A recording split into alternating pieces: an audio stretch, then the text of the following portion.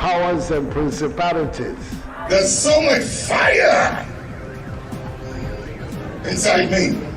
Tragedy struck when part of the largest hillside at the kosher rubbish dump collapsed. It's going to be fun to see how he goes about approaching this game.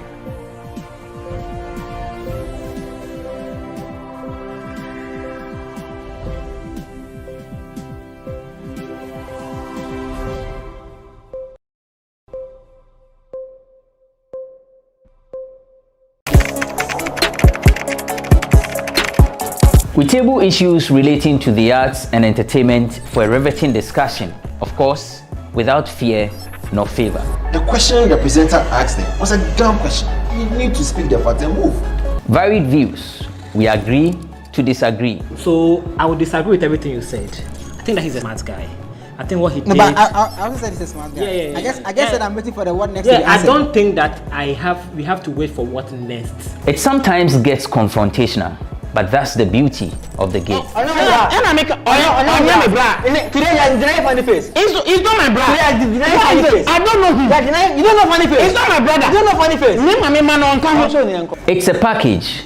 We meet, we sit, we dialogue, we learn, we progress. My name is Benefo Huabin Abrantepa, a proud blogger, and this is my forum.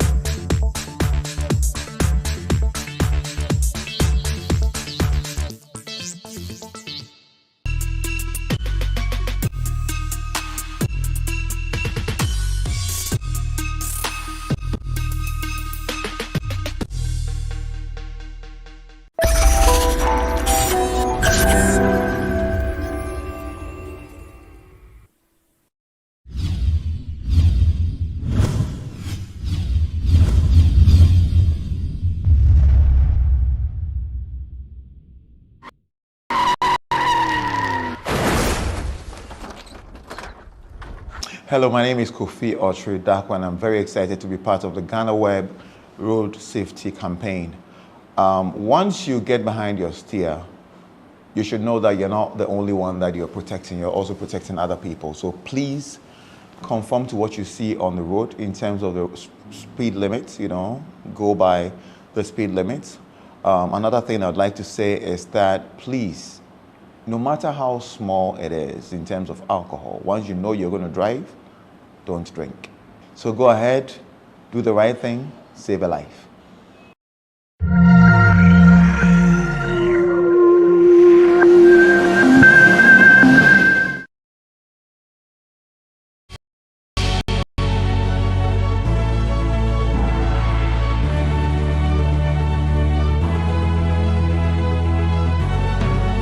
From the dawn of time, people have engaged in several businesses. With the onset of technology and innovation, life has relatively been made easier. By using debit or credit cards, mobile banking. Thank you. And your favorite mobile money? Tech has indeed married business. On BizTech, we spend time with faces behind known and upcoming businesses in the country. Learn more about the new technologies and innovation, as well as find out about the trending issues in the world of business. Join us as we serve you with a variety of compelling interviews, projects, and others right here on GhanaWeb TV.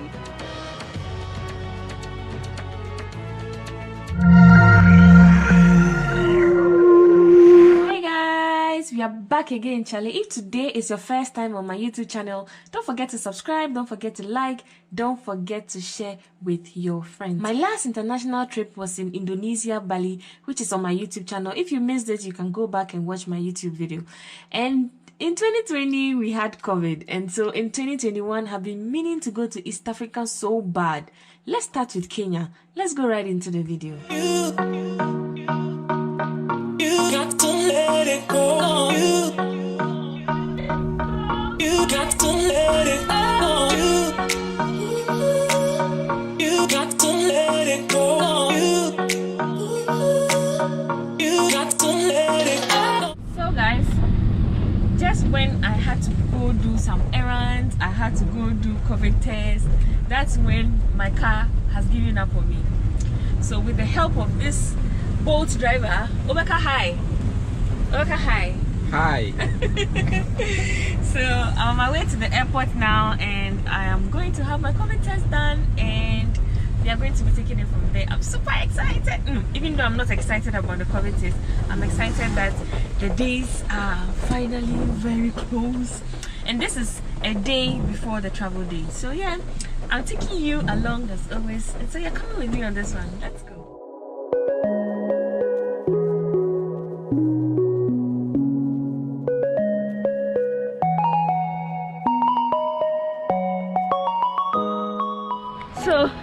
So guys, it's still raining, and I don't know who I didn't come with an umbrella, and so I'm currently here at the gate 4 at the airport.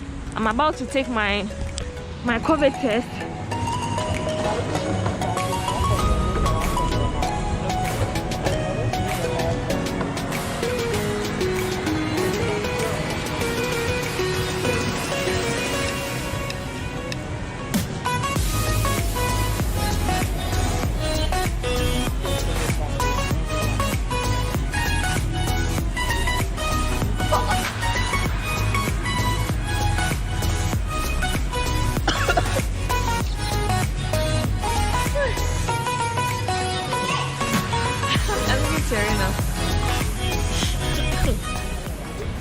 So I'm done. I will pick up the results in about after 4 hours actually.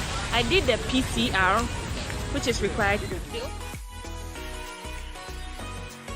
Good morning. Everyone say hi. Hi. So I'm currently here just as I came yesterday. This is how it looks like from here, and it's right close to the airport. So I'm here for my COVID results. Then yeah, I mean yesterday they sent me an email telling me I am negative. So if you are positive, they'll let you know via the email. So before you come here, you already know your stand. So I'm here waiting for my test results. Then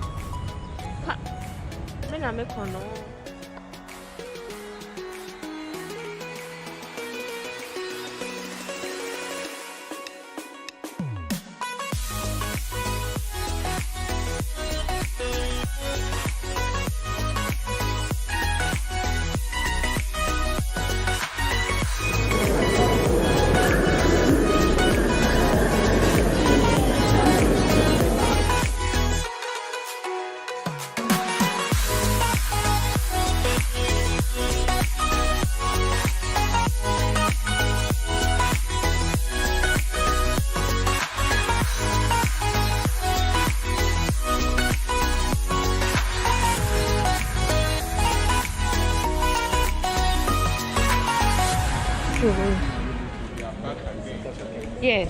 This is my YouTube channel. Please subscribe. Oh, nice. Oh, thank you. Have you subscribed to my YouTube channel? So, thank you. They said they already know my YouTube channel just because they saw my We Are Back Again challenge. And so, it's almost very close boarding. So, I think I have to run. This is how it looks like from here. So I should hurry up. So, I think we should run it. I don't intend missing my flights, to be honest.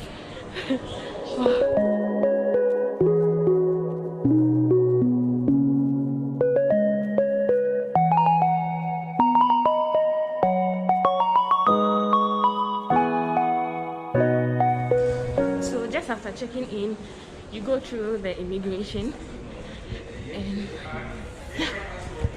so I am about boarding, and this is how it looks like from here. I'm very excited. I'm going to be in Kenya.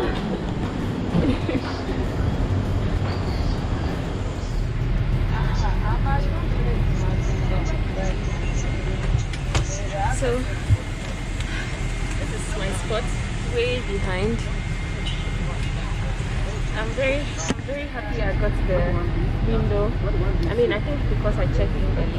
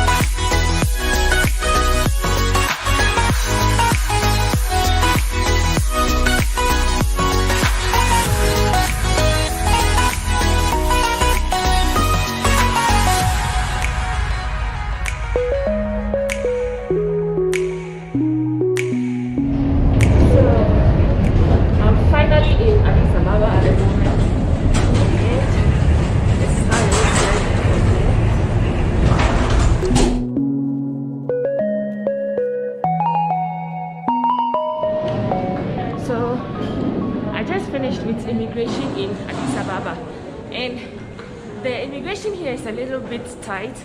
They ask you to remove your shoes, everything.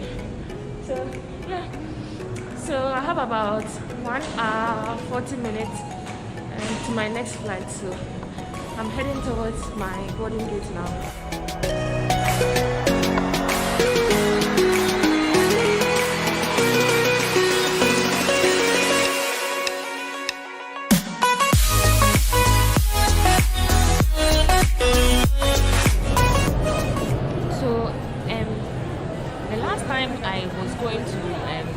And I passed through Ethiopia.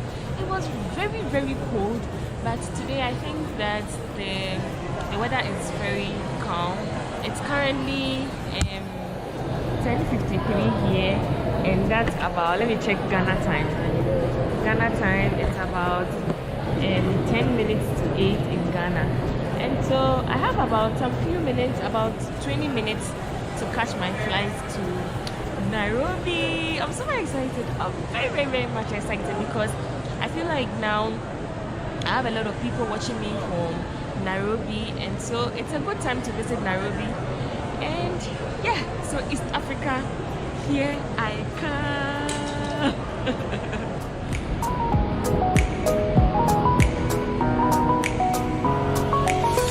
So I think all along I wasn't close to my boarding gate, and so I just realized I have like 15 minutes, so I'm going to my boarding gate.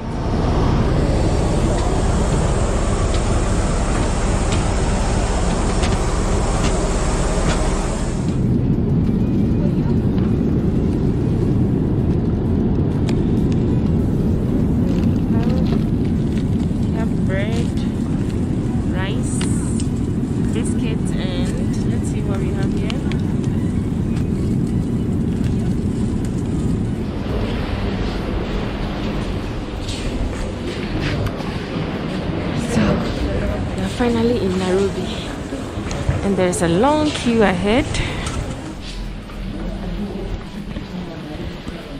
So it looks like we have like I've had like 3 checks already. Looks like the immigration in Kenya is not joking at all. So yeah, I'm now, I hope there's no more immigration.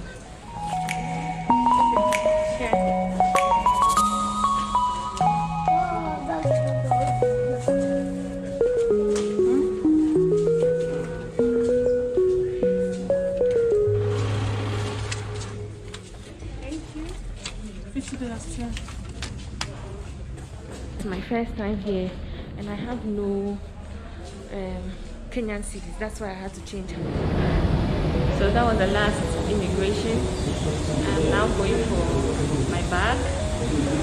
Yeah, I mean, before coming here, I was already told that there's going to be a lot of immigration, so it's not surprising at all.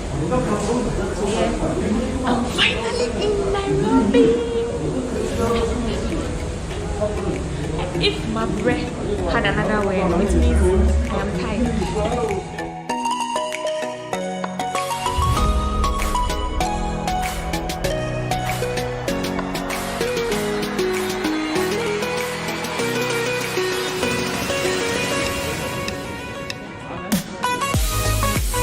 Just booked an Uber, and because I'm using Wi-Fi, I can't go too far, so I'm just around here waiting for the Uber driver. I mean, I was told Uber is safe, so yeah, I'm waiting for the Uber. It's about 5 minutes away. So my Uber is here. Oh, this is how their Uber looks like. Oh, this is so cute. So I am finally safe in my apartment, and I'm going to be here for a few days. I want to say this brings us to the end of this video. Guys, I'm in Nairobi, and it's about 3 a.m. here in Nairobi, and so let me check Ghana time. Ghana time is like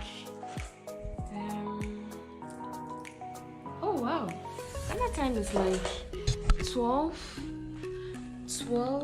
Okay, it's currently 3:15 here, and it's 12:15 in Nairobi. And so guys, this brings us to the end of this video. I hope you enjoyed this vlog as much as I enjoyed being here, as much as I enjoyed documenting my entire experience with you. I'm excited here. I can't wait to explore Nairobi. I can't wait to see what Kenya has to offer. I can't wait to see all the goodies that Kenya, I mean, all the things I've been hearing of Kenya. I'm here to see it for myself. So yeah. Yes, actually. Okay, so should I say it's cold? It's okay. It's the temperature right now, maybe because I'm in the room, but the floor is very cold. So I'm going to take a quick shower and sleep. Love you all.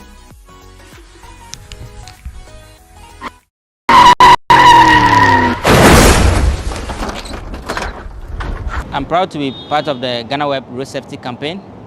Now, my message to Ghanaians is to be very cautious whenever you are sitting in a vehicle. When a driver is not doing the right thing, tell him that, hey driver, you are not doing good. If he's overspeeding, tell him, driver, stop the overspeeding. If he did not park well, tell him, driver, did not park well. Life precious. Do the right thing, save a life.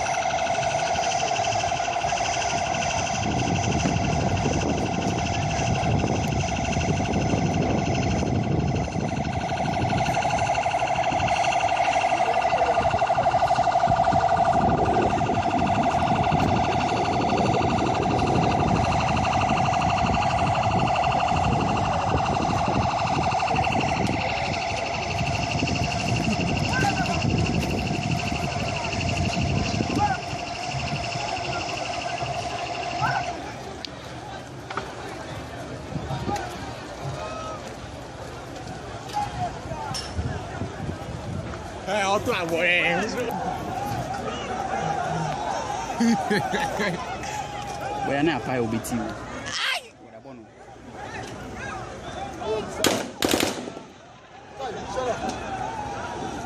Into a bomb or two pounds. And I say it. Do I call you?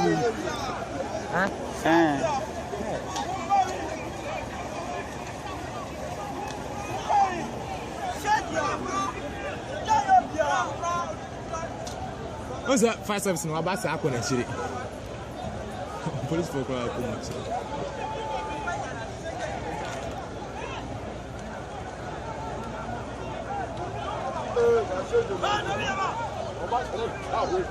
We're not too problem.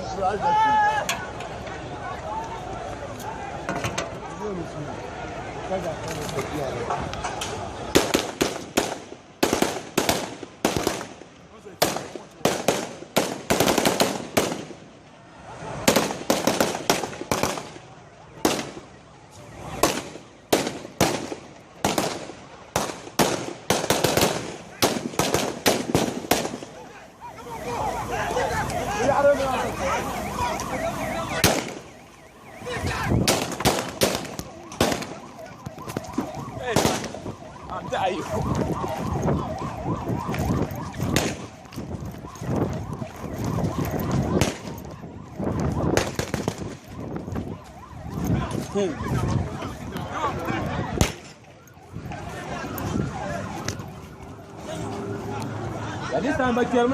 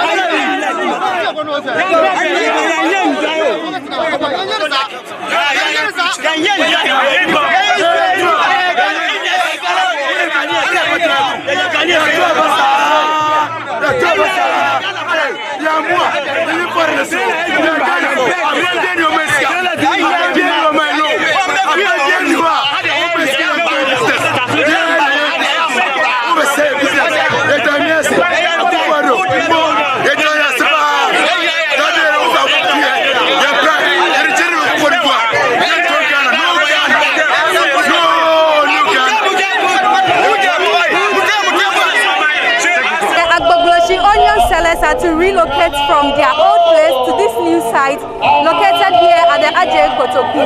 But the question is, how prepared are these traders to cut their goods from Agbogboshi to this new site? Let's hear from some traders.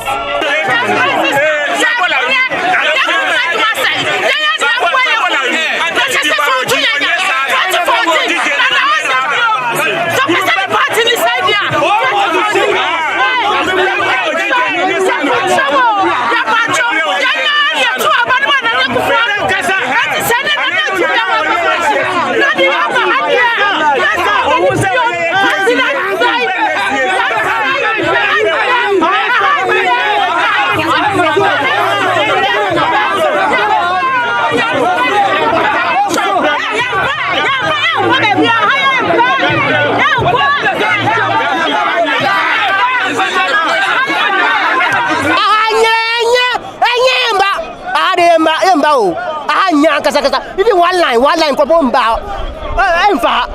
you want 3 lines. You want Kusasi line, you want Buzanga line, you house line. You better have even one line, switch. You better Ade, Akufade, who want critique my one yes, my I can critique my yes, who was like by my Aden,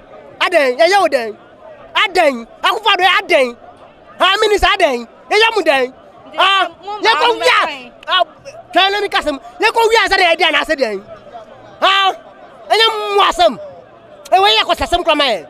Aden, Baha, Yamba, Omukumi, Omutu, to your wa. I will wear back, and I will say back. You best have him, Yambabium. And your Pesaka Kufado say, oh, Shen, where Jennifer.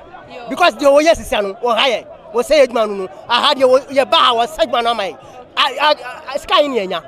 Sky in Yanya, Jenny, I said, about Fucato, Fracato, Aden, your journey no fra crabber. A jumble Jumayan and your gender phone quo. Your embaby brought me a petty teeth, so you know, Kayaho. Anna, one association, you have about 6 or 7 associations, one association, Nippa woman or better 1,000.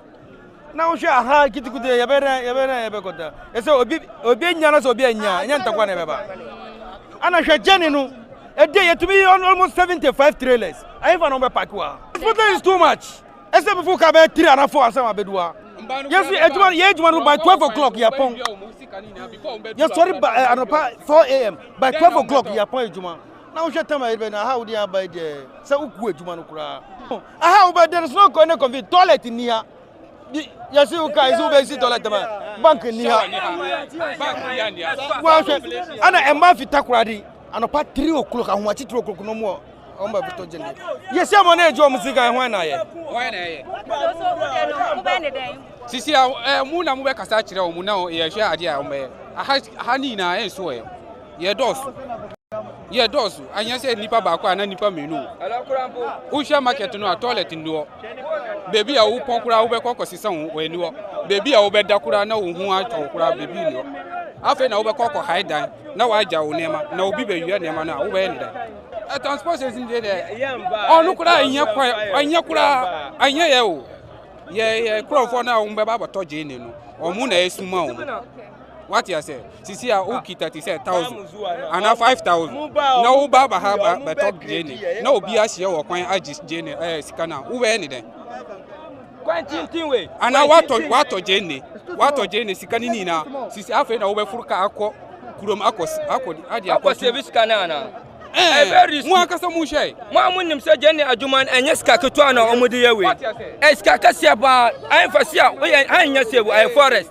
ubi kwachu ba bi no tutu jeska na obedan ena hana mu se yambra an enfa nyina kaskura efa jeni ba hanu kura omunya parking place kura ampaki wa ha omunya parking place kura ampaki wa ha enyina e Ghana fo what you say omunya ho se obi ka osape wa foreigner yanyina omuyi wa ha ya tabana mana na akufadu are no person musisi ye ntiase anya maye onko pe ba bi fufura maye onko pe ba bi fufura ba bi e be fa nyina e pese nyina ye adwuma no bi mu bana bi mu mba omukọ akọbọkọrọ no ba bi ye ntiase look in the side vote God president ya ga mu na ba mo ye vote mo ba shi ya bari albasa ya ran mu su te suku moye vodi na mobashi nyanzu sukunda ni nanga sukunda mba nanga bawo basi na mata ya hafe basi na kama mu da muke sena nana mata ya hafe kama kamna muka kezega nana ya tine subai waje kore mu mun yada kasonga nana zo ci shi da vas da minister ba mu suwa ya kaso albasa ya kone na ba da ta zo ya tanye mu ba wahala muka gyara kasuwa albasa yanzu aka ce mu tashi mu ce yayi hankuri ya ba mu ko da wata biyu mu cire kayan mu minista wai lai sai mun zo nan ga me muka yi mu ake kifilmam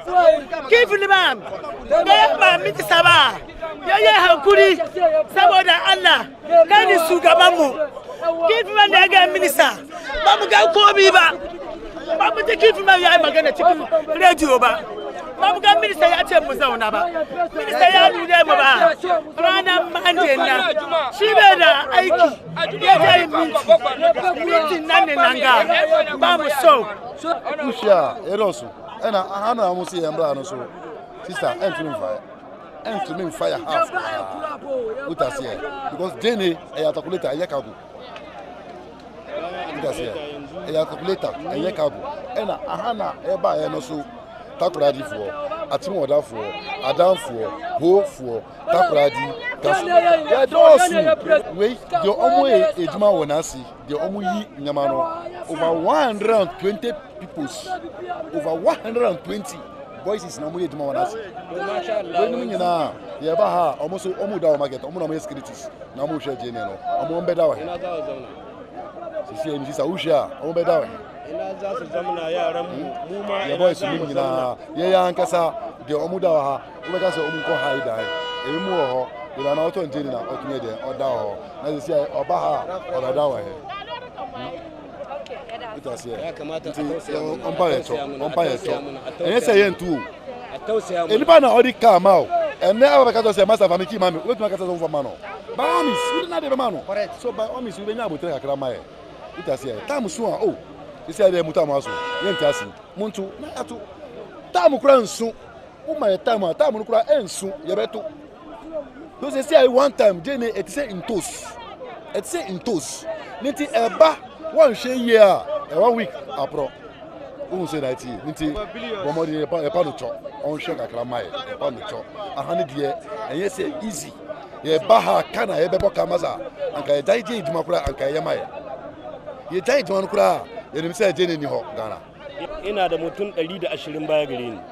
Mutumin ga 120 mutum 20 suna da mata sun yi arme wa'anga 100 nan ga suke kwana kasuwa tare da ni to yanzu an ce mu dawo nan su ina za su kwanta mu matsalar mu kenan sannan kasuwa kuma ta mace mu muna da yawa hiye da kan da ake tamma muna da yawa hiye da kan da ake tamma mu zo nan da mu da yan kungiya 4 nan ga wurin ga ya zai muna don Allah da annabi a tausaya muna mayyan ƙasa don Allah a tausaya muna saboda Allah muna neman ahuwa a tausaya muna saboda Allah. Okay, so those were some reactions from the onion sellers here at the Ajay Kotoku New Market. Ernestina Sawa Asante, reporting for GhanaWeb TV.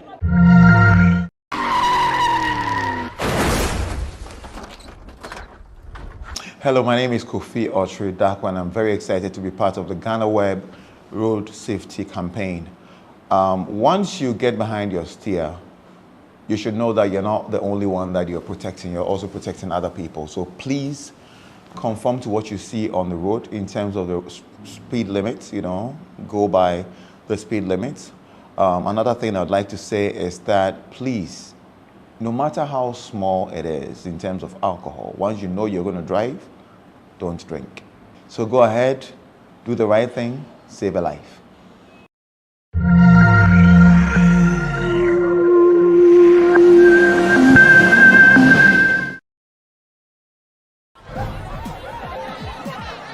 Powers and principalities. There's so much fire inside me. Tragedy struck when part of the largest hillside at the kosher rubbish dump collapsed. It's going to be fun to see how he goes about approaching this game.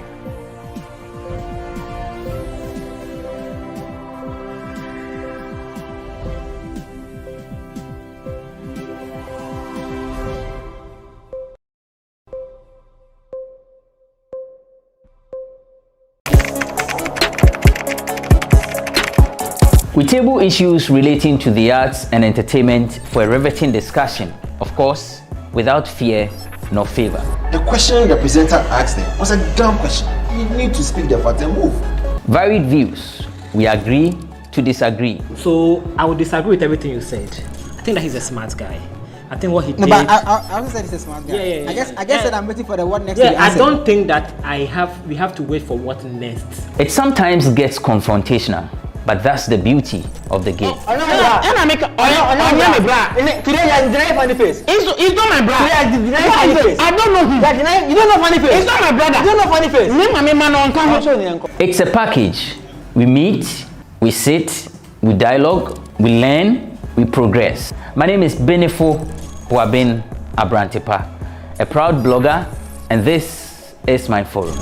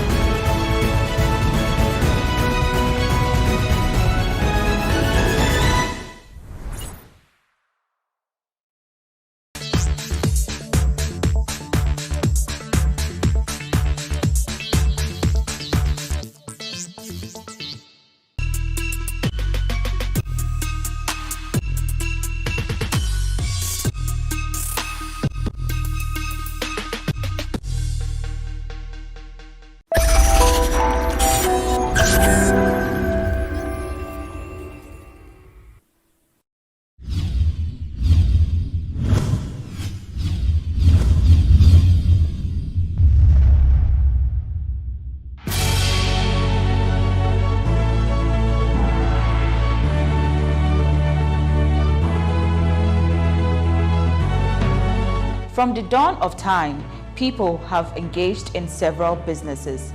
With the onset of technology and innovation, life has relatively been made easier. By using debit or credit cards, mobile banking. Thank you. And your favorite, mobile money? Tech has indeed married business. On BizTech, we spend time with faces behind known and upcoming businesses in the country. Learn more about the new technologies and innovation, as well as find out about the trending issues in the world of business. Join us as we serve you with a variety of compelling interviews, projects, and others right here on GhanaWeb TV.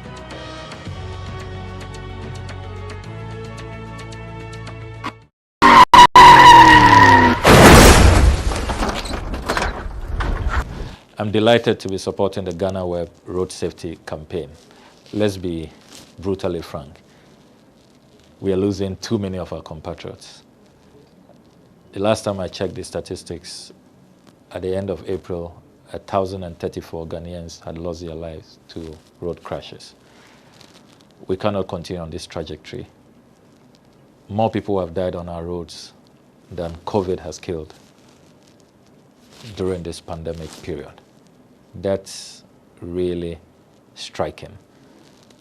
We cannot continue doing the same thing and yet expect different results. Expect that some way, somehow, we'll reverse this deadly trend. We need to end the fatalities. We need to end the road crashes. We all now must take greater responsibility. Make sure our cars are serviced, our brakes are serviced regularly. We must ensure that as car owners, we do not hand over our cars to drivers or to our children who have not been properly licensed to use our vehicles. And let us just watch the speed and be extra cautious on our roads. Let's obey road traffic regulations and respect the signage on our roads. The carnage, the fatalities cannot continue. We must end the mass murder that is going on in our country due to road traffic accidents. It has to end, beginning from me, beginning from you. So let us do right and let us save lives.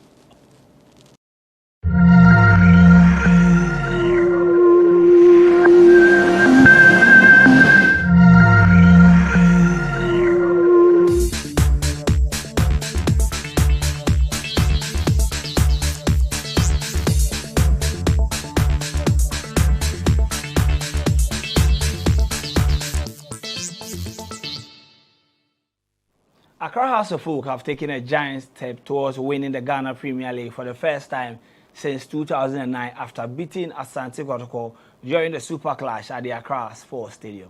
Daniel Barnier scored the only goal in the game to give the Phobians a 3-point advantage ahead of the remaining 3 games in the ongoing Ghana Premier League season.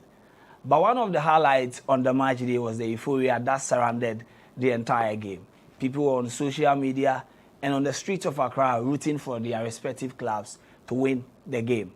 But we asked on this episode of the GhanaWeb Fridays debate how we can use the popularity around the game to promote the Ghana Premier League. This is what we'll be discussing here. You can join in the conversation by commenting under the video. My name is Joel Leshend, and we'll go for a quick break. When we return, we start the discussions.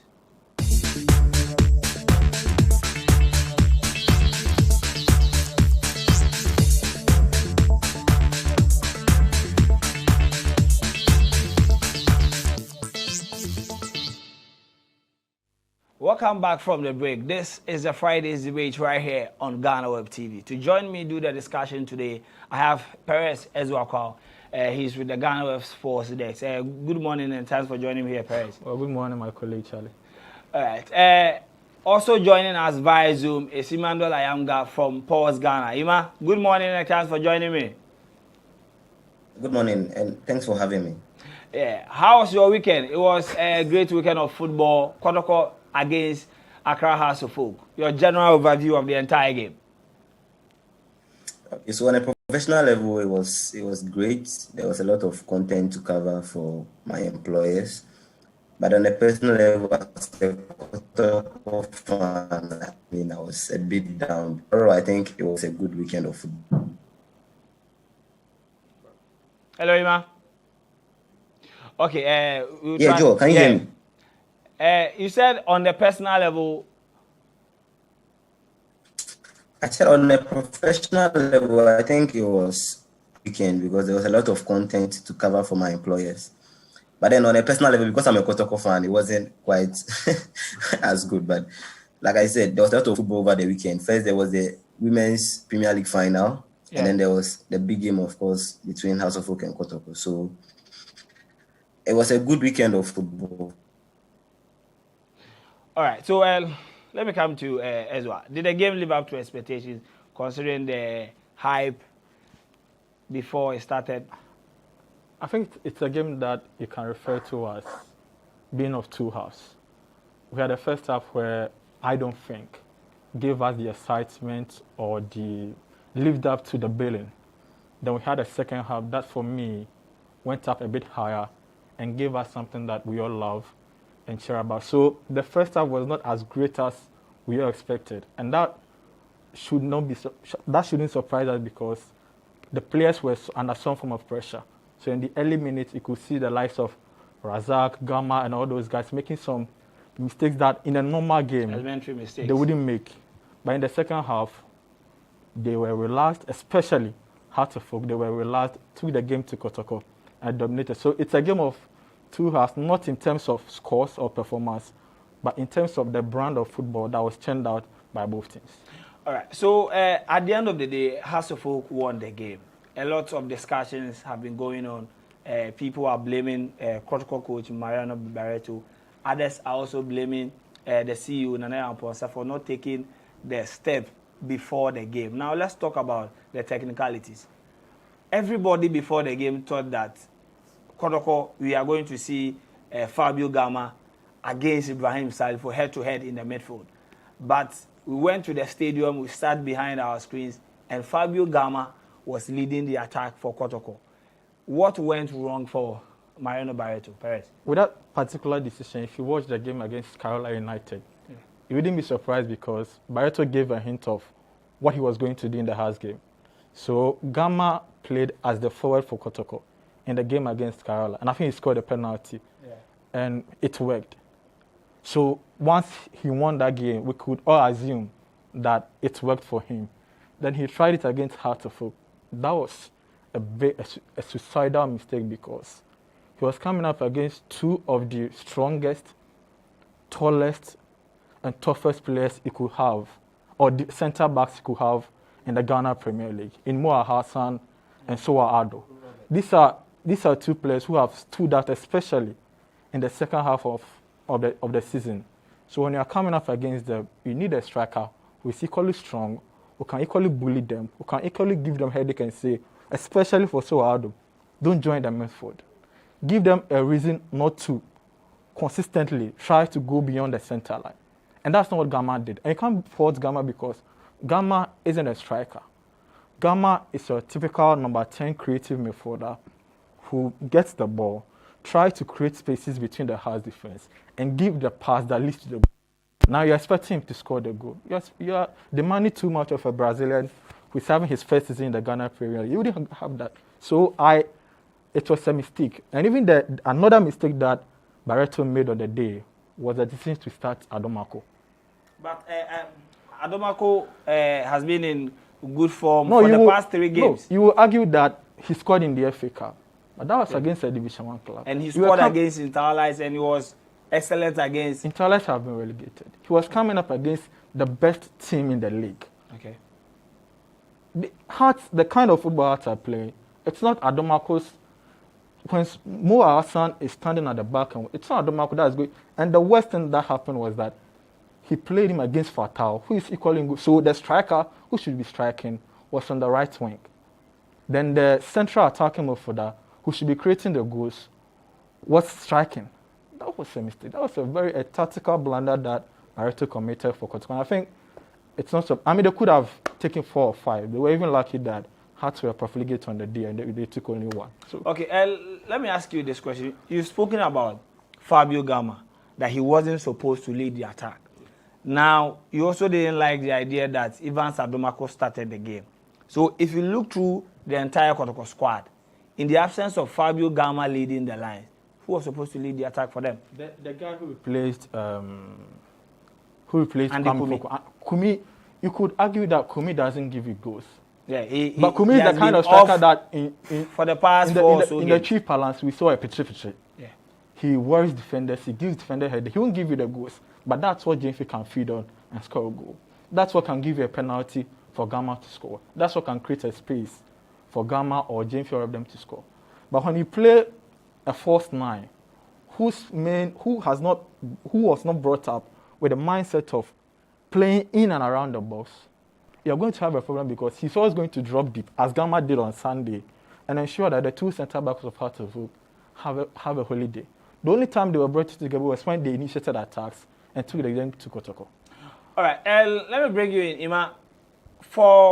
We've spoken about what Mariano Barreto didn't do well in the game. What about Samuel Boadu? What went right for him as he is here to lose against Asante Kotoko? I think Samuel Boadu was spot on with his tactics. Right from the start of the game, were in control. Like a team that were struggling. They never looked like, aside from the first half free kick that Patrick Asma kicked in and then it was saved by the goalkeeper. I don't think Kotoko even had another clear-cut chance throughout the 90 minutes. So right from the beginning, his team selection, his players were on form, the tactics on the day. And the most impressive thing about Samuel Boadu is how he manages games. The moment Hearts of Oak went ahead, in the last 15 minutes, you saw how he managed the game and ensured that they kept the lead and continued to win. And if you look at the pattern of Hearts of Oak's games that they've won, and that is why they are currently on a 10-game unbeaten run, when they take the lead, it's difficult for you to come back. The Olympics game could be an exception, fine. But in most of the games, in that 10 games unbeaten run that they've gone on, if you look at the trajectory, he knows how to manage games and see out games. And that was exactly what he did against Kotoko on Sunday. Now, let me look at the player selection aspect. I think he was spot on as well. Unlike his counterpart, who played his best player, who is Fabio Gama, his most creative asset. You saw what Salifu did. Although Salifu he wasn't really asking for that. The goal that has scored still came from him. That dink that he looked into the box, Haas couldn't clear, the ball came back in and then to the net. So I think overall it outweighted, they were beaten, they were bruised. And the only thing that didn't reflect was the scoreline. Just like Perez said, it could have been 2, it could have been 3, it could have been 4. And I think 1-0 is a very generous scoreline for Kotoko.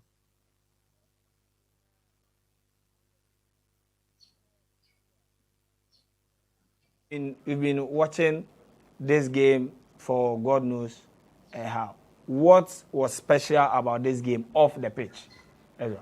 I think the special thing that was about the game was the excitement, the euphoria around this game was different to what perhaps we've seen in the last 12 years. And it makes sense because this is the biggest Hearts versus Kotoko match in the last 12 years. So it generated some form of excitement, particularly due to the form of the two clubs. So we have just 3 goals or 2 goals separating both sides. Hearts of Oak needed to win or avoid a goal-scoring draw to keep their place at the top. Kotoko needed to win or have a goal-scoring draw to overtake Hearts of Oak. So the peculiarity of this particular game culminated in the excitement that we witnessed on the day. So in terms, you've spoken about the 2 coaches. and you admit that the 1-0 was not a fair reflection of the game. Going forward, what should Samuel Boadu do if he wants to wrap up the league before they travel to Suga Kope? Because we know that Wafa are always a tough opponent for Hearts of Oak. You know, when you speak to coaches who have won titles, this is one of the most difficult aspects of their trade, because now you have to, if you won a big game, the players are getting all the fans. For the first time in years, yesterday we had political shows discussing House Kotoko matches in positive light. You have the likes of Salifu, the likes of Neti getting all the plaudits. How you keep them focused on the main target? It's one of the difficult things that a coach, it can happen to you. And that's the task that awaits Samuel Boadu, for him to tell his players and say, hey, we've won the battle, but not the war. There is a bigger task ahead. For 12 years, the family of this great club have not celebrated a trophy. You are just 6 points away from annexing that, from breaking that drought. And making it a reality. Don't mess it up. So he has to, it's more of a psychological thing that he has to do now to be able to get the players in tune with the focus, with the target, with the aims of the club. And that's the biggest thing that if you can do it against Liberty, I don't think Liberty cannot get one over Liberty. Yeah. It'd be smart to have defeated Carolina United 4-1. But you look at this Hearts of Oak team, and you can have the confidence that they can go to Cape Coast and still manage one over Dwarf, as difficult as it will be. So it's how they will psych up the players. That's the move, because you know they are human beings. You've won against Kumasi Asante. Hey, let's go at the party, have some fun. Any girls in Coachella Crabagana, each here. Then when you come, so how to keep the players focused on the main target is the biggest issue. And I think that you look at what he's done since he came, and you can trust him. And yesterday I was so happy that Elijah Akambi in a radio interview. I was about to. Elijah Akambi in a radio interview called not only the players but told the fans that relax, we are not there yet. So they should relax until after maybe they win their last 2 games, and then we see we've arrived. All right. So Ima, before we go for break, we've spoken about the chances of Accra Hearts of Oak. Now they need 2 games. If they are able to beat Dwarfs and Liberty before they will be crowned champions on the last day in Soga Kope, what should Asante Kotoko do? Is it over for them, or they still have to keep on chasing? Realistically, I think it's over, but statistically, it's not. So what that means is that Kotoko really need to continue pushing. Now, their deal is cut out for them. I mean, what they are supposed to do is to just win the remaining 3 games that are left, and then hope that Hearts of Oak could drop points to 1 or 2 of the other teams. And even if Hearts of Oak loses one of those games, they need just 2 wins from the next 3 to be crowned champions because of the head-to-head. And so I think, like I said, realistically, it looks like it's over for Kotoko. But then, statistically, they are still in it because Hearts have not won the league yet. Hearts could drop points to Ebusua, to Wafa, or to Liberty. They are on form. It doesn't look like realistic, but this is football. It could happen. We've seen a club like United, even as Alex Ferguson, lose a 7-point lead with just 7 games to go. We've seen some of the major capitulations in football where teams have come from behind to win. And like Perez said, I think this is where the psychological aspect of football comes in. As I've done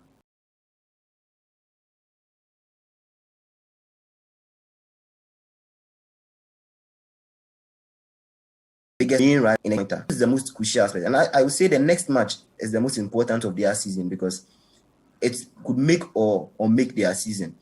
You've won against Kotoko, fine, but there's the possibility that these players will be having that go into their heads, and they may think that it's all over. But this is where the coach has to come in and then make sure that they are focused and that they remain focused and make sure that they get the next 3 points. If they get that, now getting another 3 points before their next, they'll need another 3 points in their next 2 games to win the league, and I think that will be a bit easier on them. But then if they drop points in their next game, I'm sorry, but the pressure may be too much for them to handle. And these are players who have never won anything. None of them has won anything with Stars. These are players who have not taken glory before. And so I think it's crucial to get their next win. And if they do that, then I think it will be all done for them. All right, so House of Folk, they need to keep their head in the game and hope to beat Dwarfs. Dwarfs are fighting to stay in the league. If they lose their next 2 games, it will be difficult for them. This is the Friday's debate right here on GhanaWeb TV. We've been discussing the Super Clash and the chances of House of Folk in ending their 12 years trophy drought. We'll go for a quick break. When we come back, we will discuss how we can use the hype to promote the Ghana Premier League.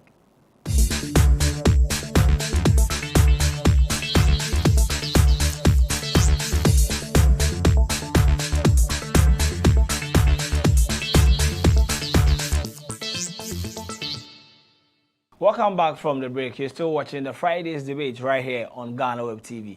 We started talking about the super clash between Accra House of Folk and Asante Kotoko on match day 31 of the ongoing Ghana Premier League season.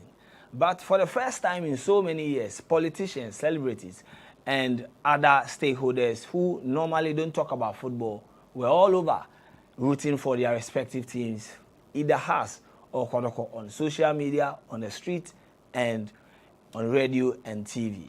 Let me start with you, Ima. The publicity we saw on Sunday, was there a conscious effort by the GFA or the clubs to promote this game, or it came naturally?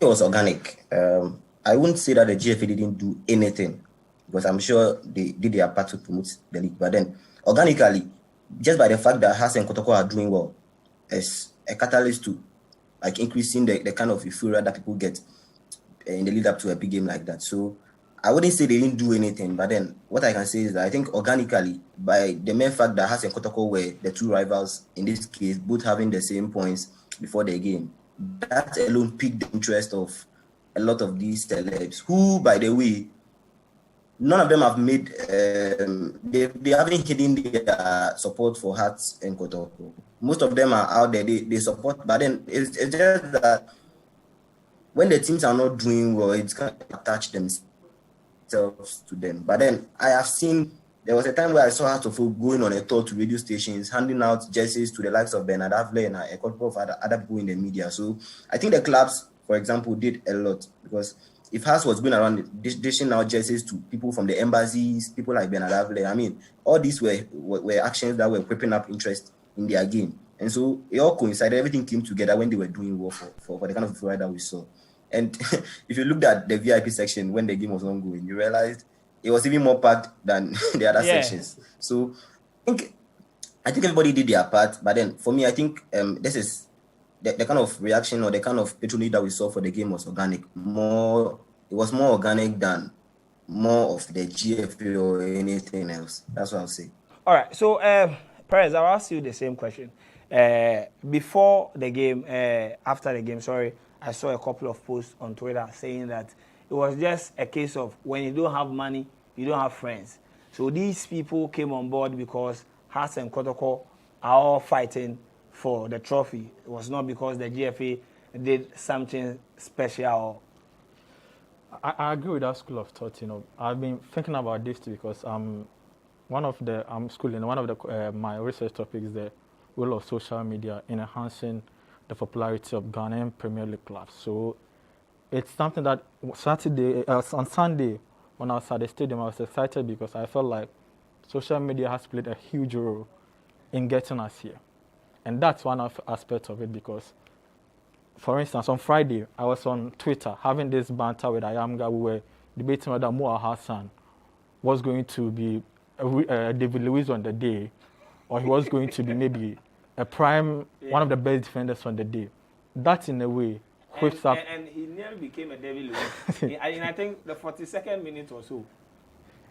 You know, and so that was one of the things that, the fact that the clubs have now bought into the idea of social media, where we've created a huge following, a culture on social media. Maybe two colleagues or mates can sit on social media, have a whole discussion about the game.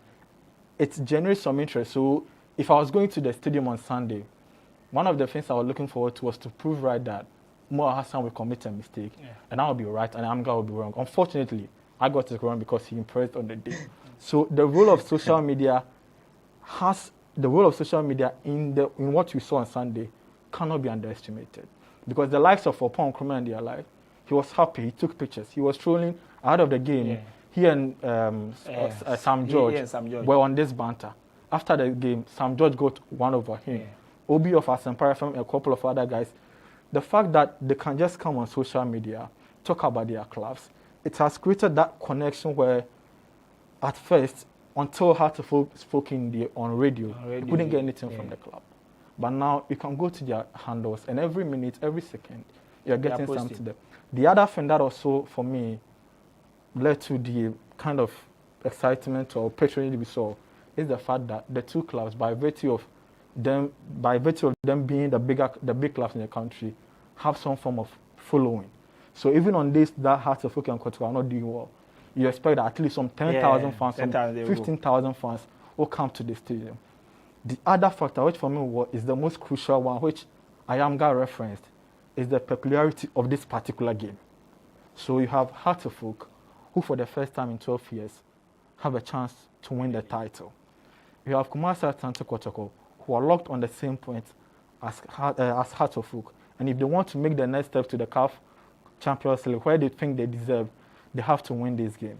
Then you have a Hartlepool team that has gone 10 games or 9 games without losing. So fans are coming to the stadium. Fans are anticipating a good game. Fans are thinking that we have to back our club to win and win us the title. And this game was so huge for Hartlepool. It was so important for Hartlepool fans because if they win, the future of Hartlepool depends on how they end the season. If they win the title, Hearts are going up. If they don't win it, it will be a huge blow because now they have to pick up the pieces. You suffered for nothing.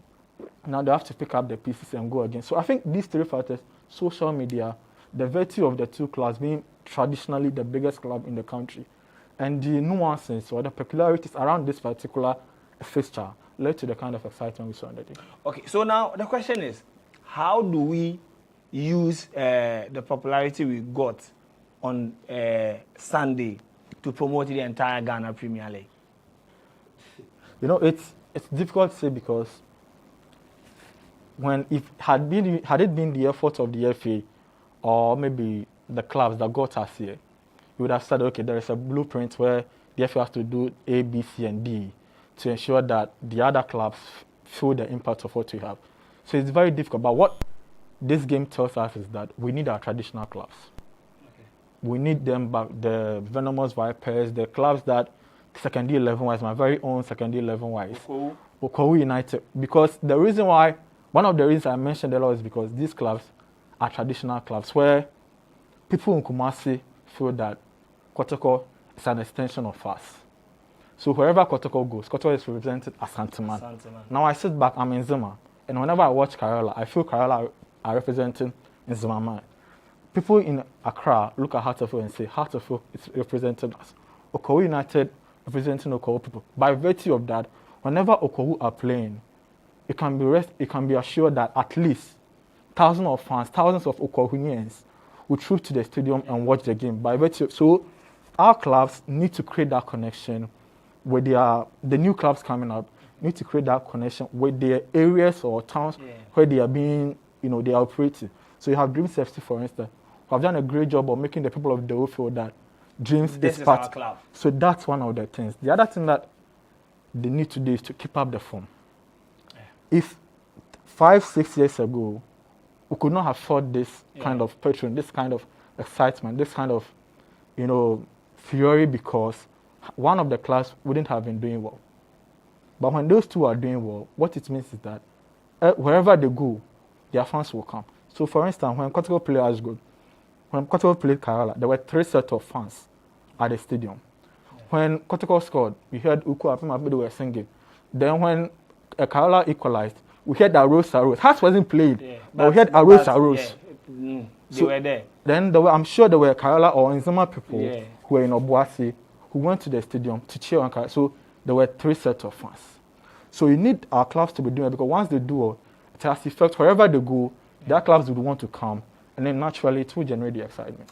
All right. So Ebusua Dwarfs, you represent with the Fancy, so you have to stay in the league.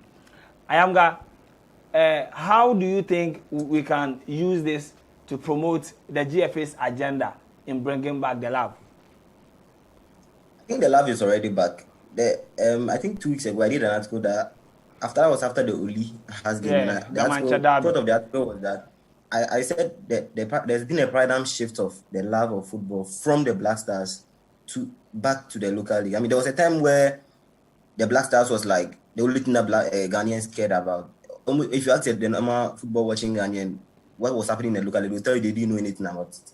But now the euphoria is back. People are back looking at the league. People are interested. People are asking what is happening. They don't just want to know about the scoreline. They want to see how their clubs are performing, how the league is going, who is on top, who is where. So, in general, you can realize that people are getting back to where it used to be. It's not as good as it used to be. All right, but then if you are looking at the euphoria, it's not just about the Haas Kotoko game. If you go back 2 weeks or 3 weeks ago, the Haas Olympics game also had the same kind of euphoria. So that's why I agree with Perez when he says we need to get our traditional clubs, we need to revamp them and get them back playing in the top level. If Uku United was in the league, if we have Ebusua competing at the top, if we have Olympics, we have Kotoko, if you have all these teams, we have Tamale United back and all that, you realize that Ufa will not just hang around Accra or in Kumasi. It will spread across the country. We'll have it in other regions as well. So the first thing is we need our traditional clubs performing because they are the ones who have the fans. You can whatever you like about the teams that are TTs and the other teams, the modern clubs that are coming up recently. But then if you are looking at genuine and organic fans, it's the traditional clubs that have it. If today Oku United returns to the Ghana Premier League, there are some Kotoko fans that will shift to Oku United because they are supporting Kotoko currently because their main team is not in the league. Yeah, you get it. So, like he said, I mean, we need to have our traditional clubs, and it's not just a responsibility of the FA.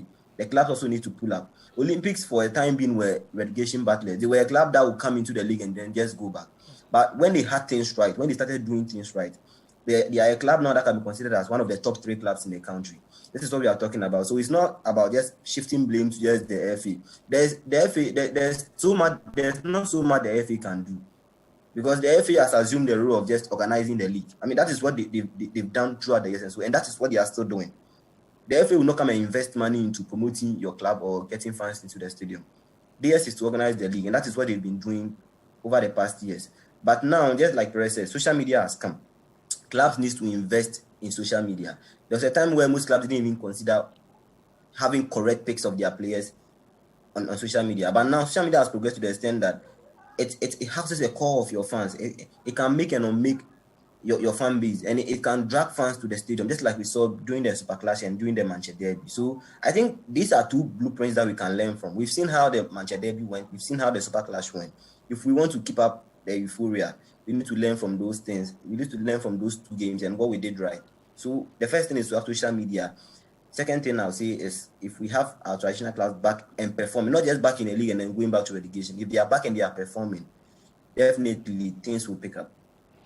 All right, so we need to use social media and also empower our traditional clubs to return to the top flight league in order to maintain the publicity we got on Sunday during the Super Clash. Guys, I'll take your final words, then we'll wrap up on the show.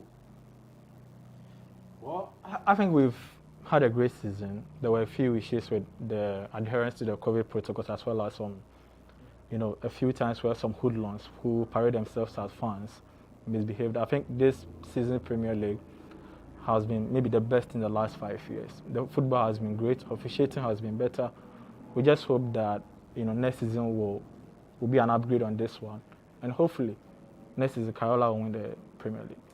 All right. So Ezra thinks that next season will be an Nzima year where the boys from Enyinase can do the magic. They were on top of the league in the first round, but we don't know what happened now. They are 7th on the league table. I am got your final words. So for me, I think the season is not over yet. There are 3 more games to go, but overall, I think it has been a successful season. We have to congratulate everybody that has played a role in getting the league to where it is now, because 2-3 years ago, we weren't even sure if we could have a league, and now we have a league that is progressing with our top teams performing to the top level. So I think it has been good. It's not just about the teams competing at the top. Look at the relegation battle. Yesterday, when I checked the league table, Interlights are the only team that have relegated currently. But from 10th all the way to the 17th team are separated by just 3 points, which means any of them can be relegated. No one is safe at the moment, aside from Interlights who are already gone. So I think generally it's been very competitive. In the relegation battle, it's picking up. We don't know who will be relegated. The next 2 teams that will join Interlights, and I'm hoping that my Liberty professionals will be able to survive with the next 3 games that are coming up.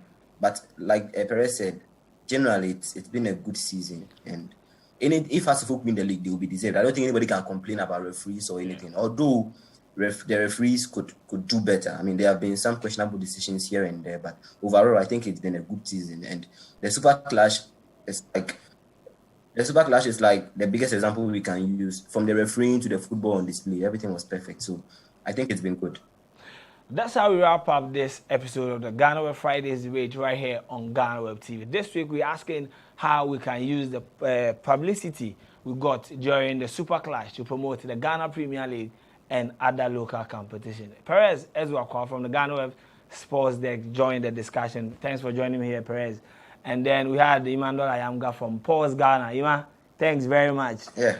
You also have the opportunity to add your voice to this conversation by commenting under the video and the stories that comes with this episode. My name is Joel Leshen, and until we meet again, it is bye for now.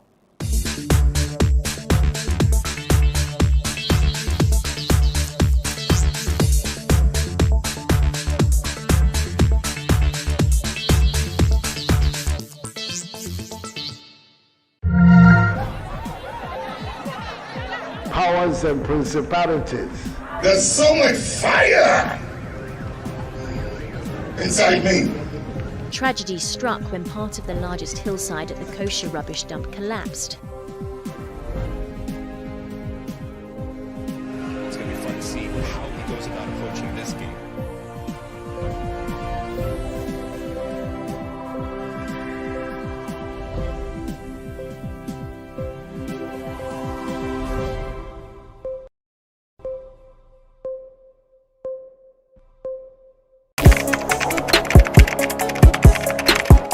We table issues relating to the arts and entertainment for a riveting discussion, of course, without fear nor favor.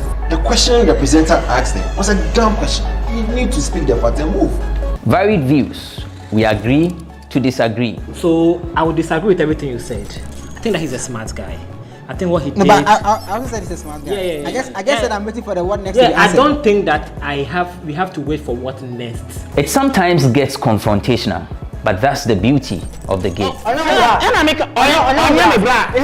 you deny funny face. It's not my brother. Today you deny funny face. I don't know him. You don't know funny face. It's not my brother. You don't know funny face. It's a package.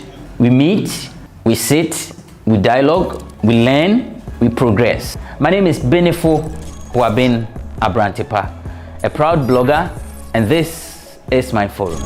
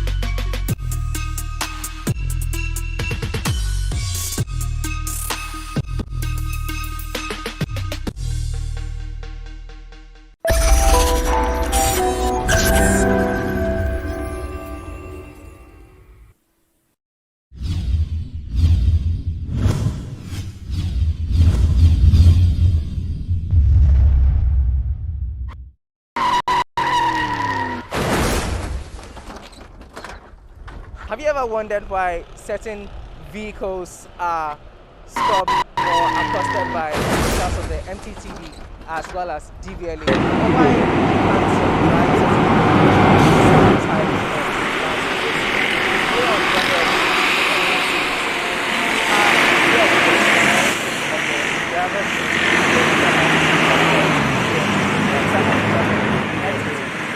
for their compliance checks here at the Allo State, not very far away from the STC driving school. Yeah. Today we speak to the Deputy Director for Testing and Training, Mr. Joseph Obosu. He's going to be explaining to us what exactly they're going to be doing here. What you see behind me is a van that has been stopped, and he's going to explain to me why this van has been stopped and why the driver is being interrogated and so on. Mr. Obosu, thanks for joining us. Kindly assist me to understand why this van here has been stopped by a team. This car was stopped. Okay. So because it came as a truck, and they put a container on it. And when you say truck, how do you mean, like just the head and then the carrier? What I mean is, it came as a truck without the cargo, this van. Okay. So they went ahead to construct it. But per the law requires, before you do any convention, you have to inform us. Okay. And they did not inform us. Okay. They went ahead to do the convention. So we are here to check whether once they have done it, have they regularized their convention with us? Okay. So we ask them of their papers to see if they have come to the office to do the convention. Okay. And if not, then we lay hands on it and we ask them to do the right thing. Okay, so where they haven't documented the car as one which has been converted, what happens to the vehicle? Does it get impounded? What was the offense and the punitive measures? So, as we came here, we are here also to educate. Okay. It's like the majority of the people doesn't know that when they convert their truck to van or cargo, they have to come to our stations to regularize their stay. Then how do you call it? To regularize their convention. Okay. So now, once he has been apprehended and he's not having, we will ask him, we will take some certain document from him. Then we ask him that he should bring the car papers to the office. When it comes and it's not, then we help him to do the convention. Okay, okay. I see another truck behind me.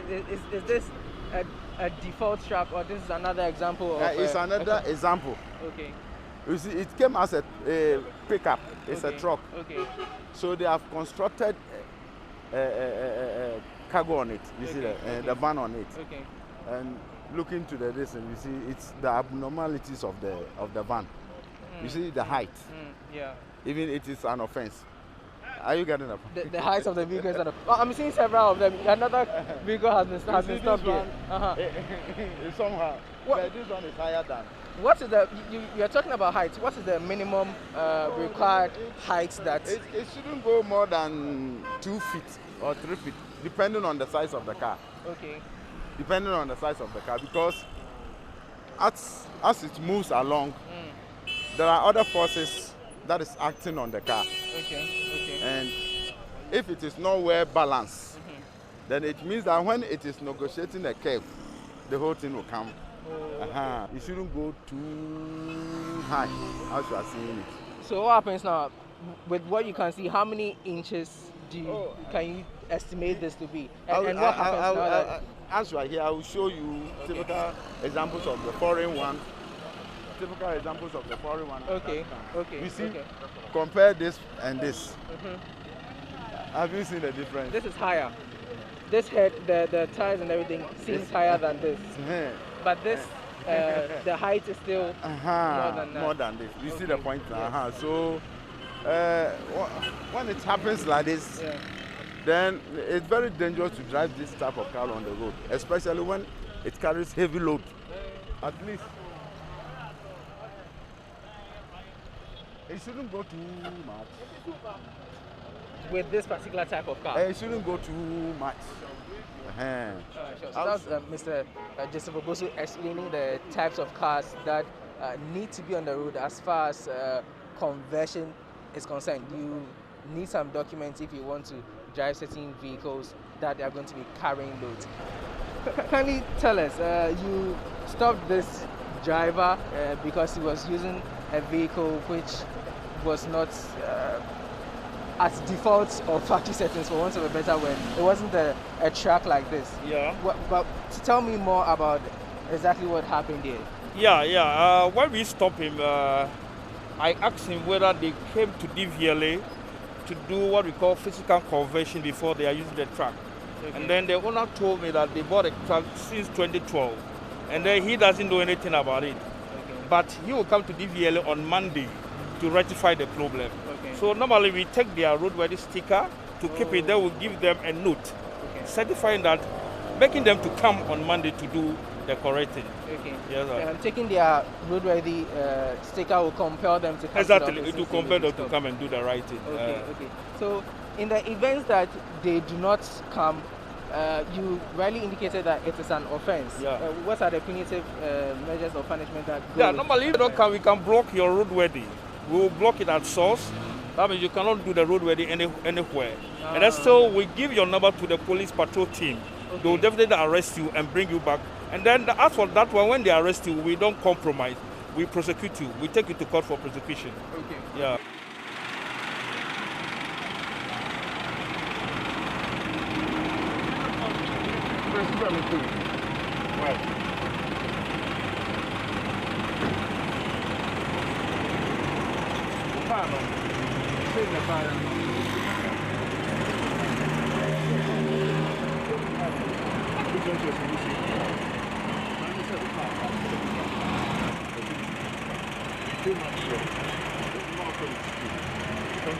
When you go through their vehicle documents, you get to know that they have not converted it or notified DVLA about the conversion done.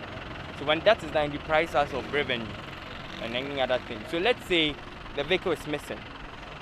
So they have to issue a statement to us to take it out there. So we are going to say a pickup truck is missing or the pickup is missing.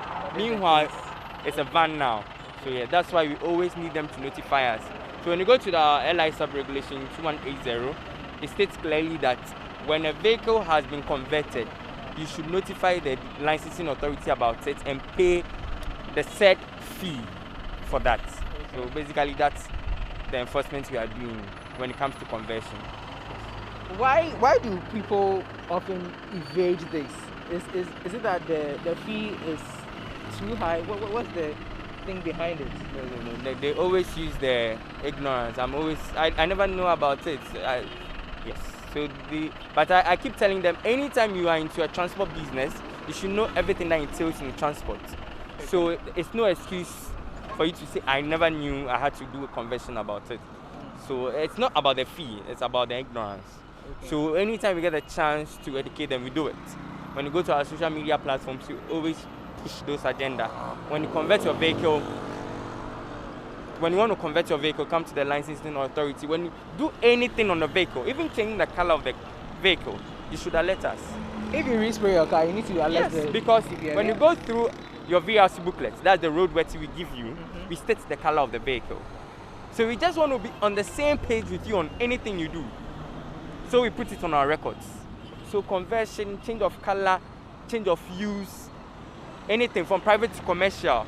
Now you don't want to drive a private car anymore, you want to make it a commercial, you have to alert us. So anything on the vehicle should be known. Wow. Yes. I didn't know about the spraying bit. Yes. So do you have the images of the vehicle? So he has sent images of the vehicle because we don't know. So you can see from here, physical conversion from a pickup to a container has been done. Okay. And the said fee has been paid. Okay. So when you don't have the documents here, you can equally show us images of it. Okay. We can allow him to go. Oh, so okay. He's clear. He's clear. Okay.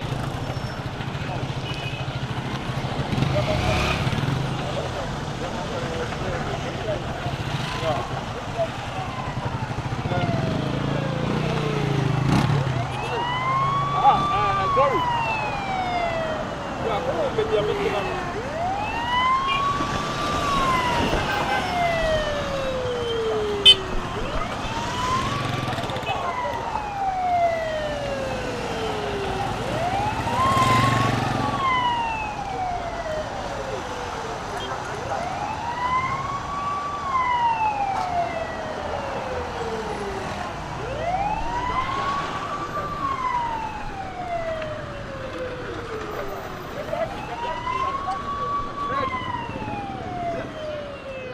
So typically what you are seeing here is Mr. Obosu doing a typical compliance check. He's asked the driver to check out the various functions of the vehicle to make sure that they are functioning. Now, from what I saw, he directed the driver to show the trafficator to the left, and I don't see any action happening.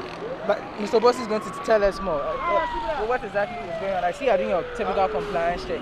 Yeah. You see, we asked him to press the brake so that we see if it is functioning. Yes. The lights are not functioning. Both the brake and that of the trafficator light, they are not functioning. The front trafficator light lens, they are all not functioning. And look, a driver. The car is a electric car. So these are some of the things. The handbrake is not working. Even when you get down, you can see the car wanted to even move forward. Everything on the car is not working. So is that a classic example of a car which is not roadworthy? Yes, since the lighting system are not working, you cannot tell the other road users your intention. Okay. Because these are the communication gadgets on the car which communicates. So if the trafficator light is not working, it means that you can't communicate well, and eventually it will end up in accidents. If a car is following you and you are braking, how will you know that you are braking whilst the braking light is not working? You see the point? So it is in actual fact, it is not roadworthy. It shouldn't come on the road at all. I wonder how we get the roadworthy sticker on the car. Yes, about that. How do cars like that pass the roadworthy test? Mr. Obosu, how do cars like that pass the roadworthy test? The point is we have a lot of fake roadworthiness in the system. So do you run it to see if it's roadworthy or it's fake? Or is it because of the special we have the gadget there. But we have problem with our lighting system, so we cannot use them today. Okay. But we have gadgets which we use to check the fakeness of the roadworthy. Okay.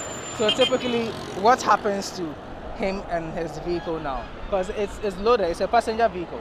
So by law require we have to apprehend the car. Okay. Then we send him to the court. Okay. Papa driver, why are you driving without? Why not touch? Me it's an electrical problem. To be fair, me shop on a make up. Now, you also say, what's our share? It's slippers. One is number. It's a shoe and a bamboo. Me daba me shame you go. Me nana daba. Daba me daba me you win go. Me can't say shame. Me say me daba me go. Me see one me pejai. So you say driver, so share. Mahu. What are you going to do? You go back. Oh, my young would go. What's going to happen to him? No, we'll pardon him. Okay. For him to go and tell his car owner that next time when we see him on the road, we will not pardon him again. Okay. We will send him to court. So we will pardon him for today because of the passengers. We will pardon him to go. So he gets a free pass today, despite the infractions that he has incurred. So basically, it's at the discretion of the police officer. Sergeant Bimpon says he made the driver go because the passengers in the car, and it's just this once that he's going to let him go. But subsequently, he's going to be penalized.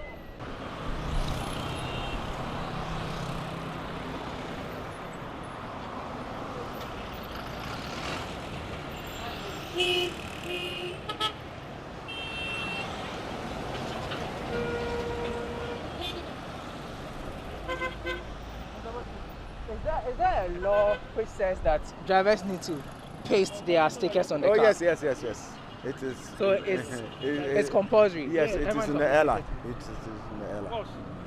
Can you be penalized because you did not stick your... Yes, you can be penalized for failing to display your normal, your roadworthy and insurance at your right hands of your vehicle.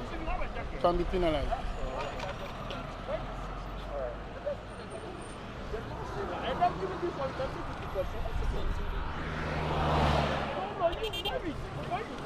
You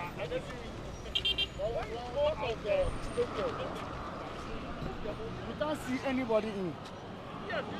By law here, you don't do tinted here. Unless the vehicles are from home. This one is artificial. Have you seen it? Please, you roll up small. Let me see something. Please, roll up. Wait. Have you seen? I can remove it now. Okay. See. You don't know what is in mind, by not allowing anybody to see me in the car. The law says it should be very visible in the car. Everybody should be seeing me. Is in the car. We don't know who is in the car. Maybe you see, nowadays there's kidnappers and whatever. You can't see them. Okay.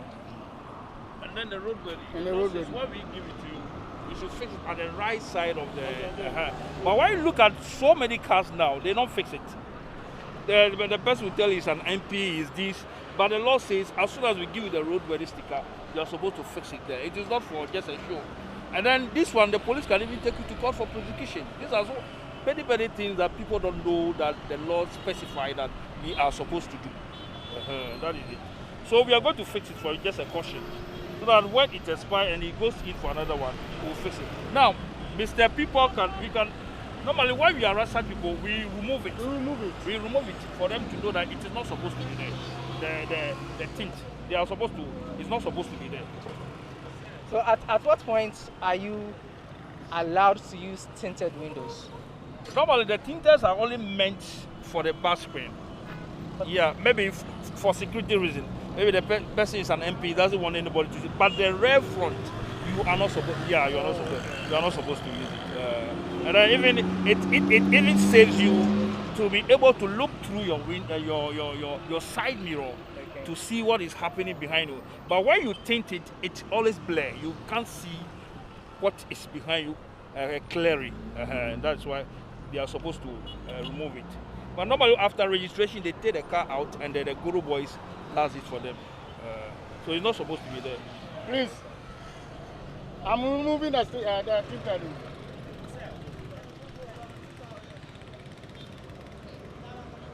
There's no space, no. It's not allowed. It's not allowed for you to say that it's a space. Because when you see the law very carefully, not the sign, no. Don't say it's a sign. The right side.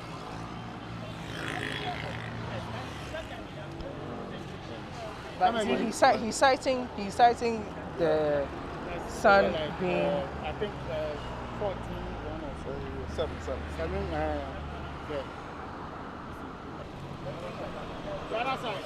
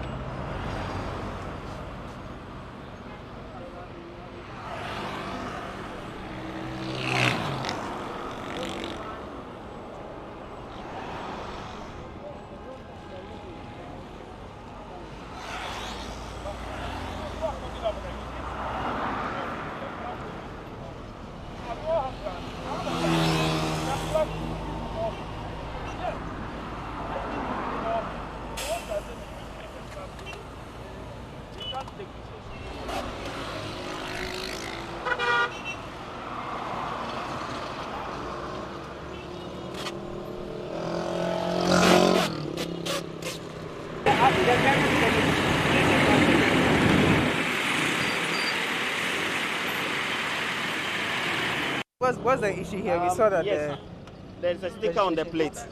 Yes, which is not prescribed by law. Okay. It is not prescribed by law to use the sticker. You understand? But what does it signify to begin with? We don't know, because they only do that to suit their own interest. You understand? DVLA give the prescribed plate for you to use. So once you start, you decide to tamper with the standards of the plate, then it means it has become illegal. You understand? Yes. So this is a prescribed plate from DVLA, but what the stickers they have put on it, which is the red. The red stickers. When we peel off this, you see that the Ghana flag, it should be somewhere here on the prescribed plate, and then this one too is another. This one. Yes. So once this is done, the press statement DVLA released on the 31st of last month states categorically about this. You understand? So this is a total violation of the law. It's against the rules of the law. So what's the penalty for someone who's using the number plates? Yes, most of these are not just ordinary stickers. Most of them use paint. So it will be hard for us to remove it, but once we get them on the road like this, most of them don't know the consequences of what they have done. Yeah, so we sometimes have to educate them. And then sometimes when there's a need, we peel the stickers off. Yes, to get the prescribed plate for them. So in this case, are you going to peel it off or are you going to let him go? Yes, so we're going to try to see if we can be able to peel it off. Okay. Otherwise, then we have to get a plate. We give him a note, he go and do it himself and then report to the DVLA. Or we get any item belonging to the driver, either his license or any item belonging to the car, the roadworthy or the insurance sticker, then we give him a prohibitory note with regards to that. Then after doing it, they report to DVLA, and then we release whichever item we have in our possession to them. Why do you have a number plate with a red sticker? What does it mean? So what does it mean? We also do it.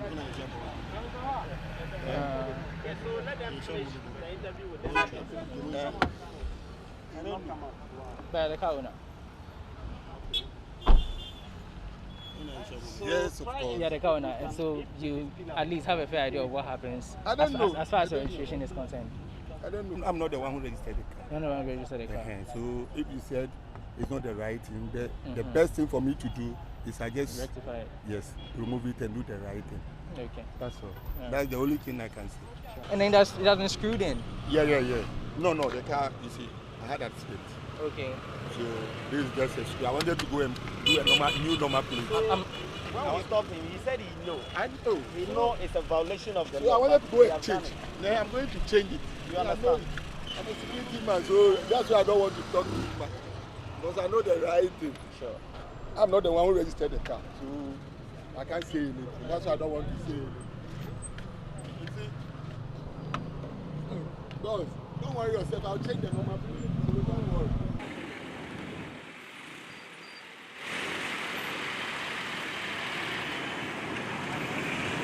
Like this one is from Nigeria. Okay. Yeah, this is a Nigerian plate. So when we get somebody with a Nigerian plate, this is the permit for the car. Okay. Yeah, so in most cases, they possess license from Nigeria. He can be a Nigerian. He can have possession of a Nigerian license, but then once he's traveling to Ghana, he should have a permit to drive in Ghana. Okay. Yes, different from the license he has from Nigeria. Okay. Yeah, so we inspect the car permit. This is the car permit, and then the driver's permit too as well. Once everything is valid, then we have no reason for keeping them. Okay. We just allow them to drive on. What happens where the person possesses an international license but hasn't got the paperwork for the car? There's a difference between international license and the foreign license. Okay. Are you talking about foreign license or international license? First of all, the international license is what we call the international permit. Okay. Yes, the duration sometimes is 1 year. Okay. Yes, that is for the permit. That's the international license. Yes, and then we also have a foreign license. Then the foreign license, a driver is not mandated to use a foreign license to drive in Ghana, unless, of course, he do a foreign license conversion. He converts it to a Ghanaian license, or he has a permit from whichever country he's coming from to drive in Ghana within the time period that he's supposed to stay. Within the time stay in Ghana. Okay. Yes. So there's no such license that permits someone to drive, someone from a different country to drive? There's not a generic license at that. Yes, when you are in, let's take US for instance. If you are a citizen of USA, whether you are a Ghanaian, whether you were born there, you are traveling to Ghana, you have a US license, you need international driver's permit, international driver's license from US to come and drive in Ghana. But with the license you possess there, it is not mandated by law to use it to drive in Ghana. Yeah, it's a foreign license. And that is where there is the need for you to do foreign license conversion to get a Ghanaian license, or you get the permit which will give you the permission to drive in Ghana for your stay until you are gone. And in most cases, the duration is only 1 year, 12 months period. And after, when you exceed the 12 months period, it means you have to renew the permit, the international license. You have to renew it again. Yes, so, but as for the foreign license, no, you can't drive with foreign license in Ghana. All right, sure. Yes. You see, this car has been stopped. Yeah. You realize that he's using a white plate, which is for private. White plate, which is for private. He registered it for a private use. Okay. But they are using it for commercial purposes. How can you tell if they're using for commercial purposes? It could be that the private owner has bought all these. No, you see, they register it on a private basis and they use it for commercial. Okay. Okay. If it is his own enterprise car using for his or her own business, that one, there is no problem. Okay. The majority that are on road, which we are being confronted, are that they are using the white plate for commercial purposes, which is depriving the government of the revenue that it's supposed to get. Oh, okay, because when you do the convention, it attracts some fee. Okay. So once he's using it for commercial purposes, then we have to ask him to do the right thing, regularize his papers with us. Because on our file, it is right, but he's using it for a commercial purpose. Oh, okay. Now that you mentioned it, kindly take us through the various types of registration plates and their colors. We've seen white, we've seen yellow, there's green, I've seen red and blue. Take us through the various registration plates and what they mean. You see, with the white. There's another white. It's for private use. Okay. When you see the red, the yellow, it is for commercial purposes. Okay. When you see the red, it's also for diplomatic cars. Some of the plates are for provisional license. The yellow, the green one for government cars. The L plate, you see the white with the red in it. We have the provisional license, which is also colored in the white and P, a P with a green color. So that is the various form of. So you have the white, the green, the red, and the yellow. Now, one thing I also want to draw attention to, you see, where the flag is. I've seen different colors here. I've seen a number of pictures on social media where it is red. What's that all about? That is, that is another. Our being here is one of the purposes for which we are here, also to announce to the public that it is an offense. What is an offense? It's tempered with the whole thing. Okay. You see the point now? That is not what we handed over to them. So the right plates, what is it supposed to look at? If it's a private or commercial? It must be a plate, an embossed plate. With this, the Ghana, the flag here, and this in here. Okay. And that is what it has been prescribed in the law. Okay. So anything contrary to what we have given them is an offense. Oh, okay. Okay. And when, as far as the registration plate is concerned, we have GW, we have GR, we have V. What do these letters mean? Oh, the preface. Yes. It's this one. The give it according to the regions.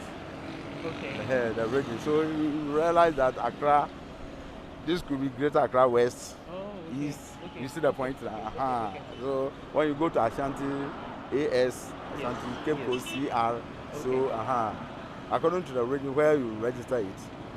Or the district. The district, then you give you the preference that goes with the region or the district. He's using it for commercial purposes. It has been registered as a private car.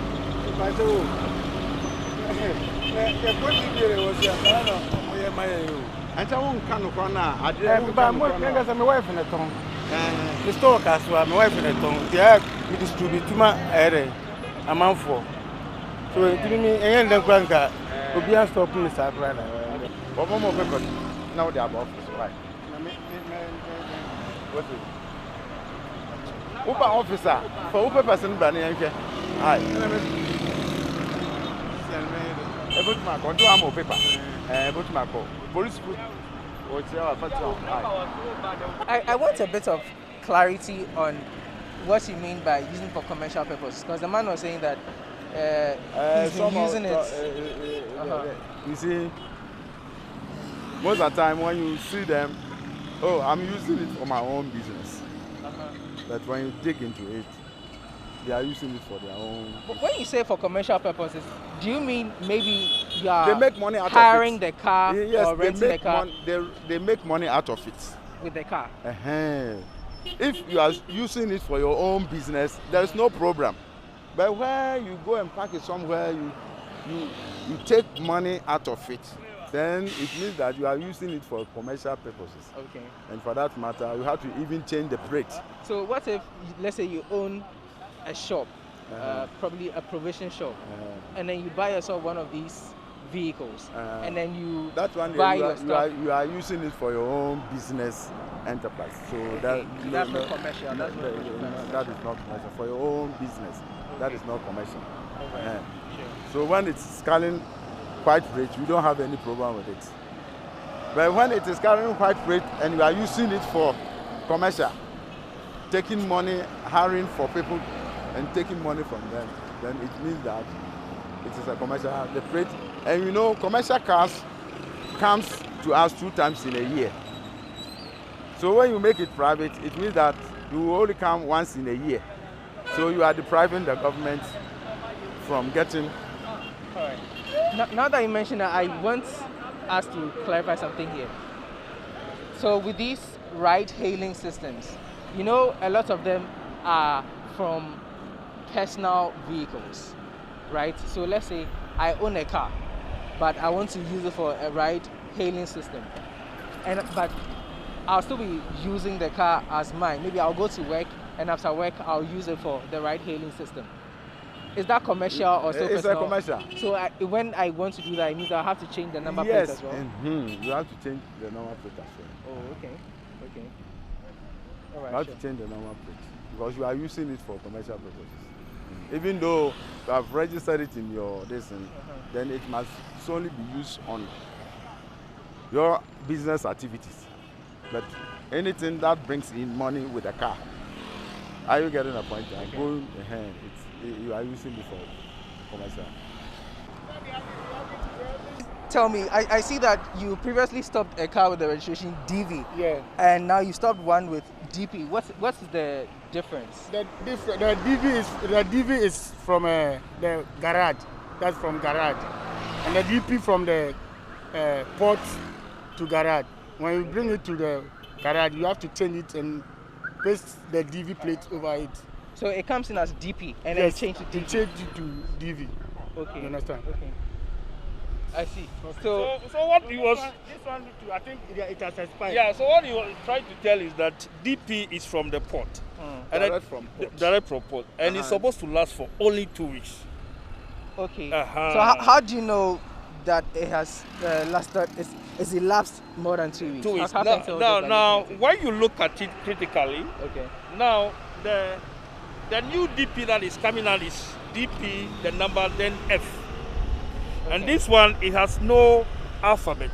So the alphabet one, it begins from the year. That the ones without an alphabet. When you look at the DPs without an alphabet, it begins from the year. Then we start before A, B, C. Now we are at F. So it means this thing had expired almost about 4 months ago. So he's not supposed to use the DP. Okay. He's supposed to come in to purchase maybe the DV plate that he can use for the whole year. What happens when something like this happens? I mean, what are the punitive measures for this? I mean, he's using the plate that has expired. We can hand him over to the police for prosecution. Okay. Yeah, Mr. Benpo, you give us more explanation into this. If our customer with DP plates, so once it has expired, then police will take over, and then we will take him to the office and we will process him for court. You understand? So it's an offence, but yes, it's an offence. And what's the punitive measure of punishment involved there? What is the? What's the punishment for such an offence? When you go to court, the judge will tell him the punishment on it. But is there a range? Is there a range? I can't tell. The range I can't tell, but it depends on the judge. Yeah. So we realize that the DV plates, a lot of the times the security personnel stop them after 6 p.m. Why is that? Around 6 p.m. going, they use it for robbery. Which is the DV plate? Yes. Okay. And they use it for adverse activities. Okay. That's why they've been apprehended. So it's not that it is illegal to drive for the LI, it is not written there that after 6 o'clock don't use the DV press. Okay. But per their experience, they realize that most of the robbery cases with the DV plate, they use it for robbery. After they just it's go more and, rampant. yes, it's more rampant. After they just remove it. So it's just a precautionary measure. It's a precautionary measure that they put in place. Okay. Okay. So it means once they stop you and then you clear their checks, you are free to go. It's not like you can't drive. Yes.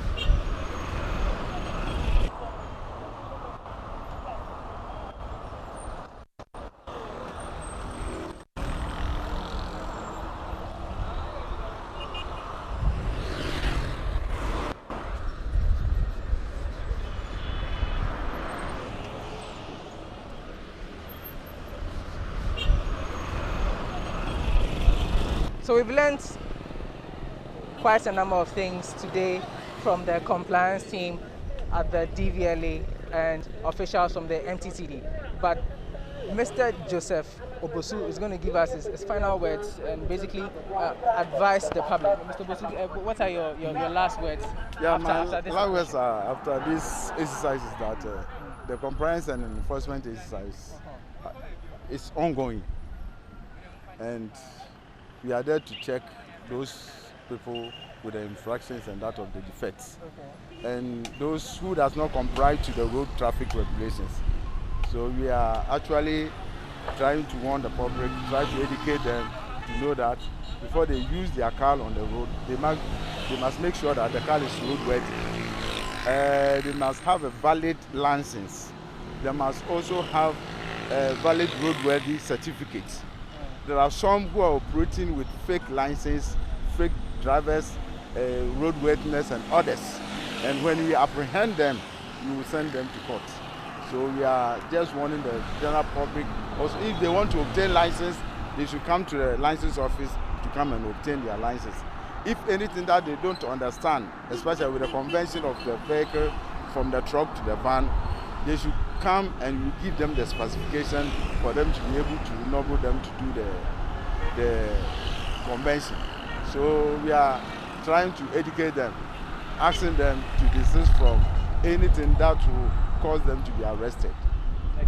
Right. So that was the Deputy Director at the Driver Training, Testing and Licensing at DVLA, Mr. Joseph Obosu, basically telling us what the compliance exercise today has been. We have been doing this at the Abu Dome around the Intercity SCC Driving School yard. 2 take-homes.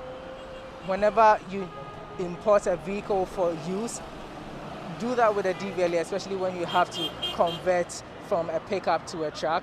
And also, if you need or have to change the color of your vehicle, you should also keep the DVLA in the know to make things easier in the event where your car cannot be identified or has been stolen. My name is Lord Harris Idwasare. Do join us for our subsequent educational series with Road Safety Campaign.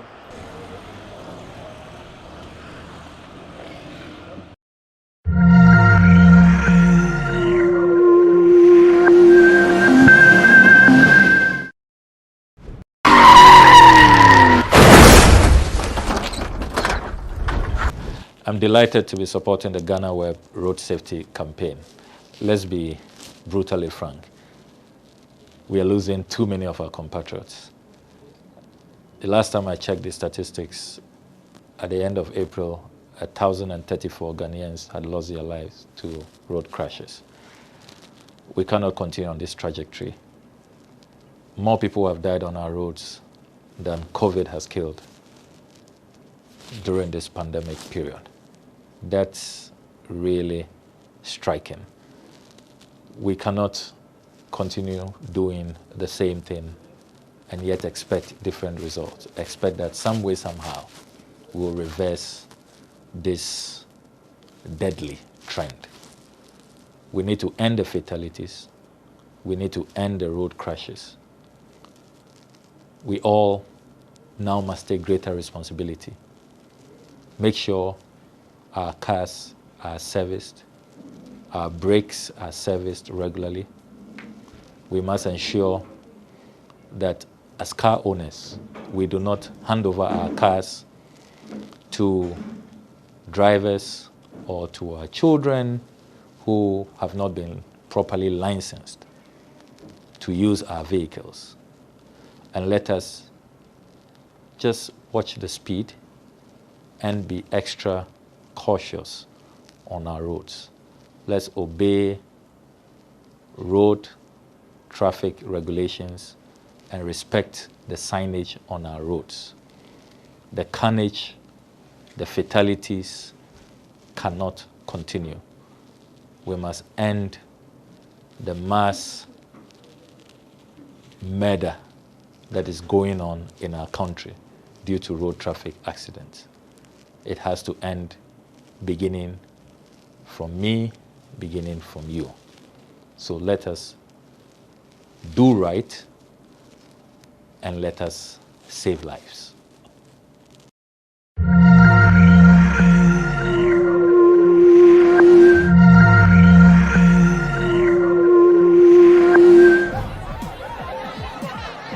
Powers and principalities.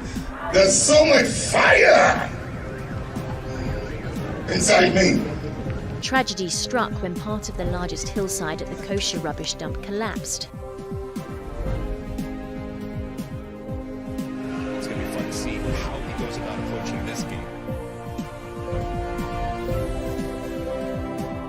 King of our country, fair as it might be, country of righteousness, where none shall wrong his neighbor, country of plenty, where evil and poverty shall be done away with, country of brotherhood, where all success shall be founded on service, and honor shall be given to the deserving, country of peace, where government shall rest on the will of the people and allow for the common good.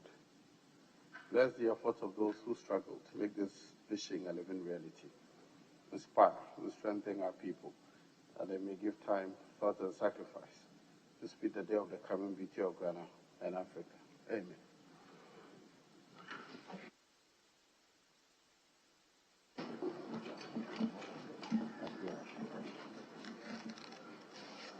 Honorable members, this is to humbly inform you that the Right Honorable Speaker is unavoidably absent, and in accordance with Standing Order 13.2, the first Deputy Speaker shall perform the duties and exercise the authority of Mr. Speaker in relation to all proceedings of the House until Mr. Speaker resumes the chair.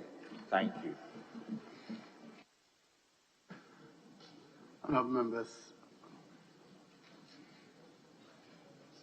item 3. Item 4. Correction of votes and proceedings and the official report. Page 1. Page 2. Page 3.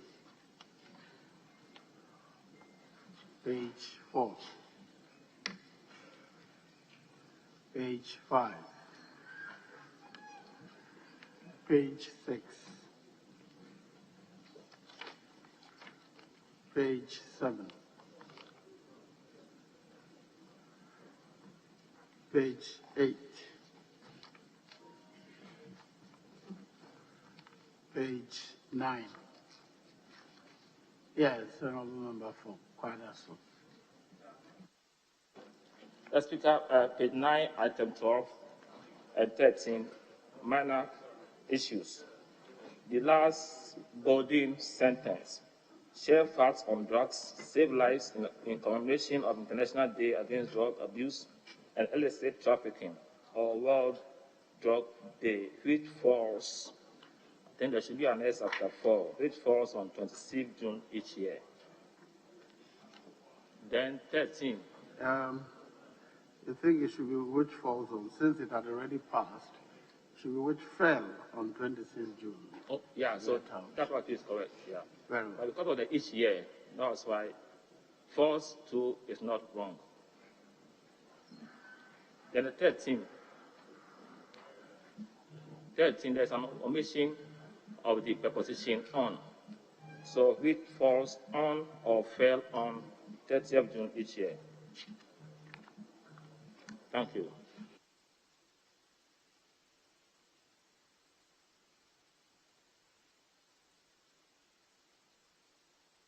Because of the each year, I think it should be false. Yes. Yes, Honourable Member for Northern. Most grateful, Honourable Speaker. Honourable Speaker, please, at page 8, item number 6, the House observed silence for a minute, in memory of the departed first President of the Republic of Zambia. So if the insertion can be made. Thank you, Mr. Speaker. Yes, Honourable. Thank you, Mr. Speaker. The same question corrected by Honourable MP for Northern. The first, departed first, is not fist. What is there is fist. So it should be first. I'm sorry, I didn't get the proposed correction. Which page are you referring to? Page 8 is. What paragraph on page 8? Item 6. Item 6, the House observes a minute silence, or silence for a minute in memory of the departed first. Very well, first President. Very well.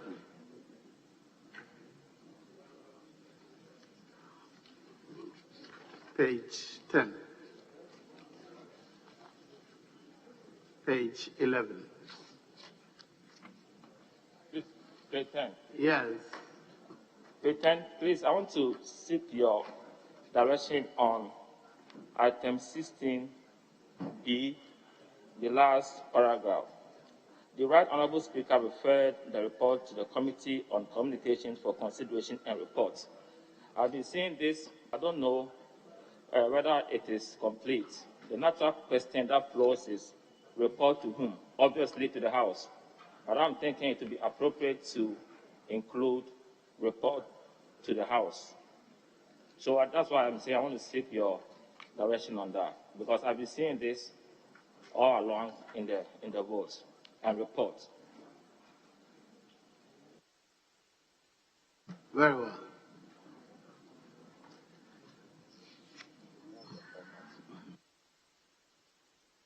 Very well.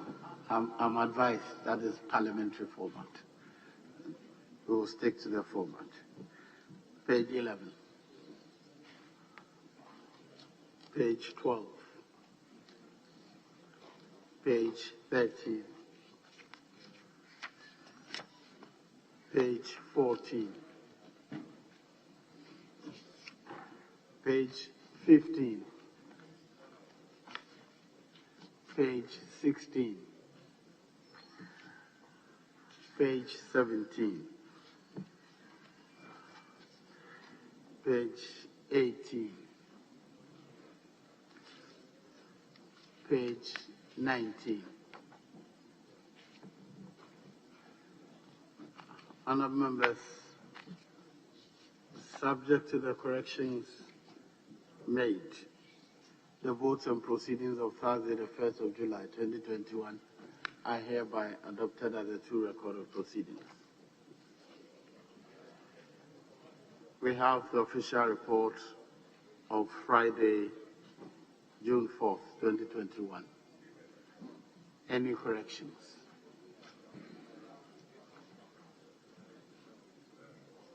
Any corrections? Very well.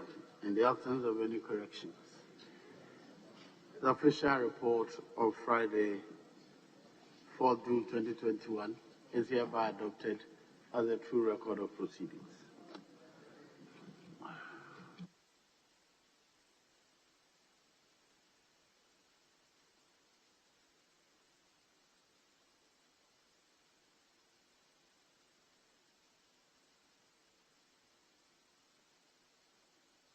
Honourable members, item 5, presentation of the business statement for the 7th week.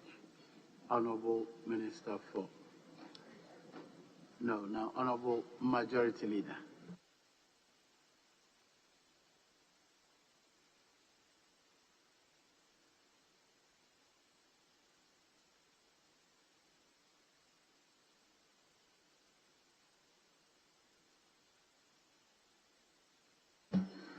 Speaker,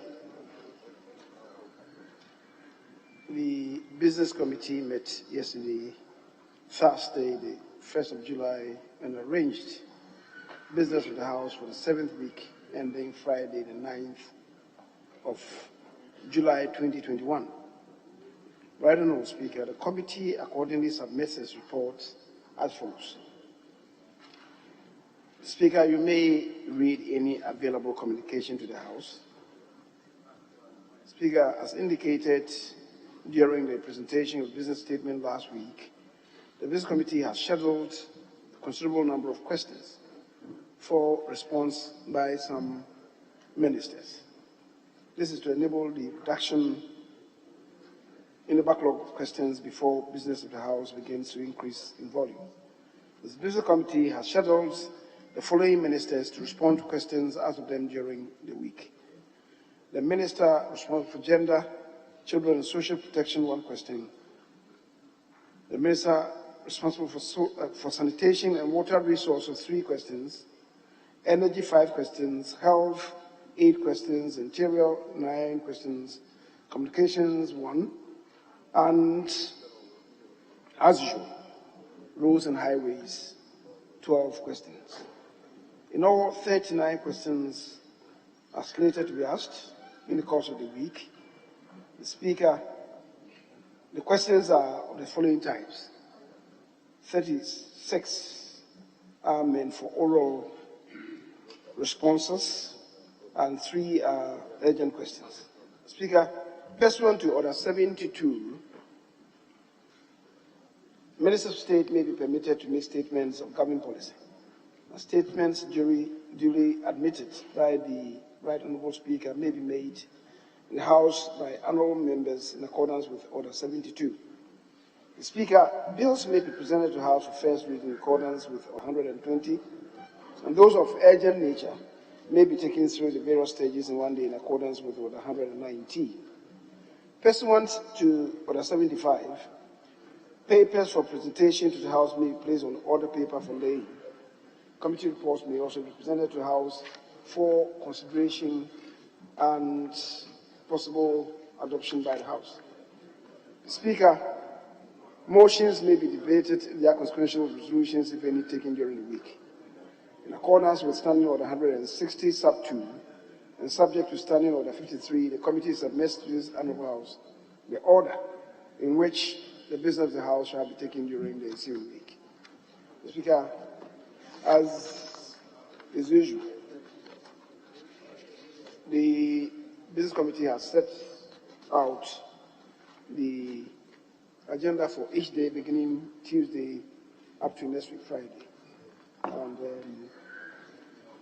I don't intend to go through item by item, but to plead with the Hansard Department to consider the entirety of the statement as having been read and capture same into the Hansard. The Speaker also submit.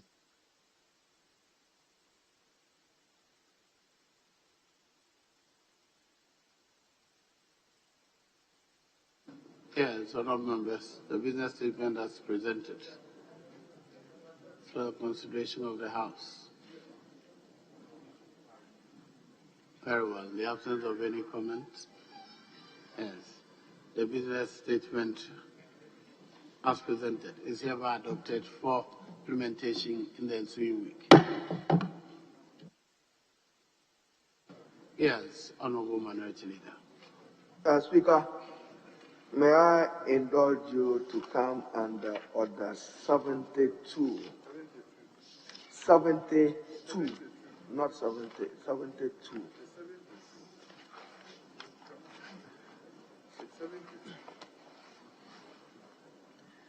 Speaker, to raise a matter of urgent public importance.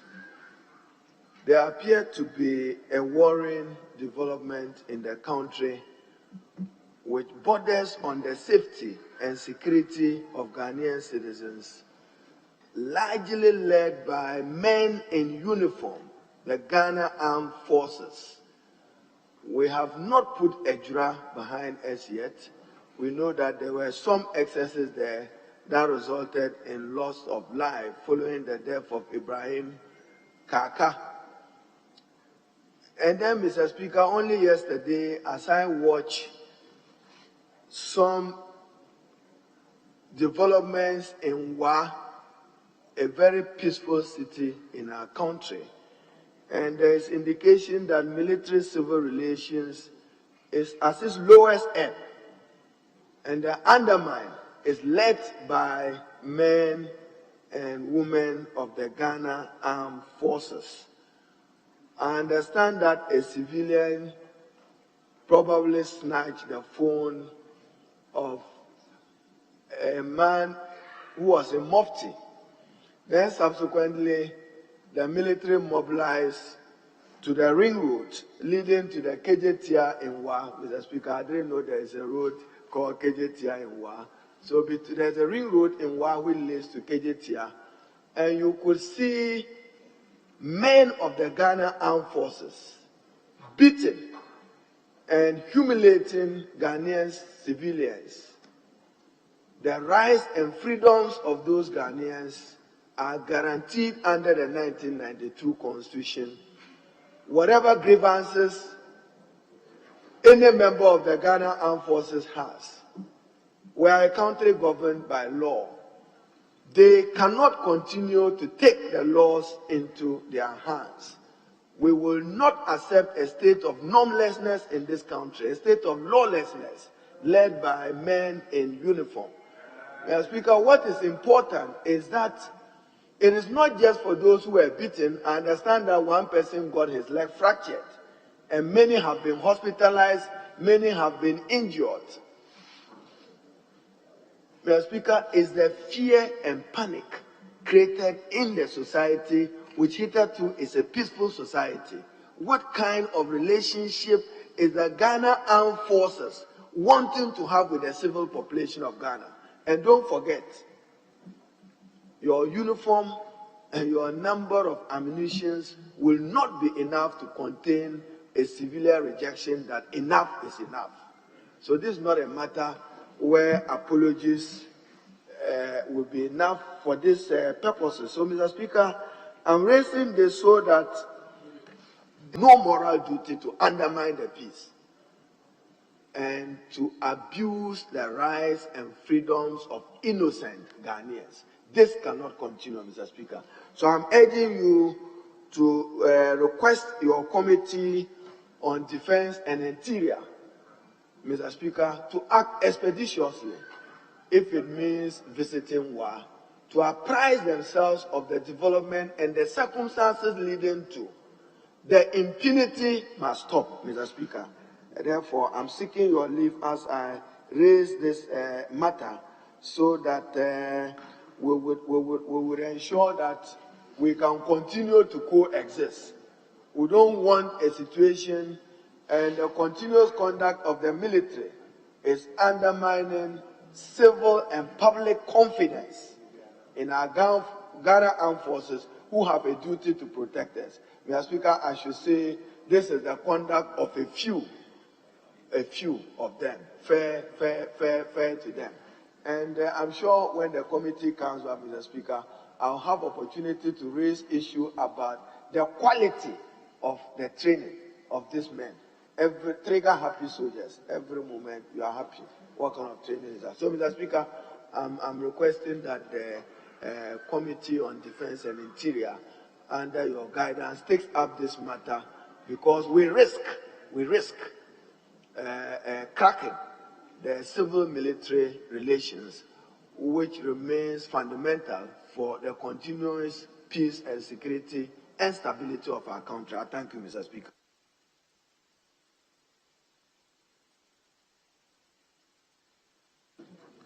Yes, Honourable Majority Leader.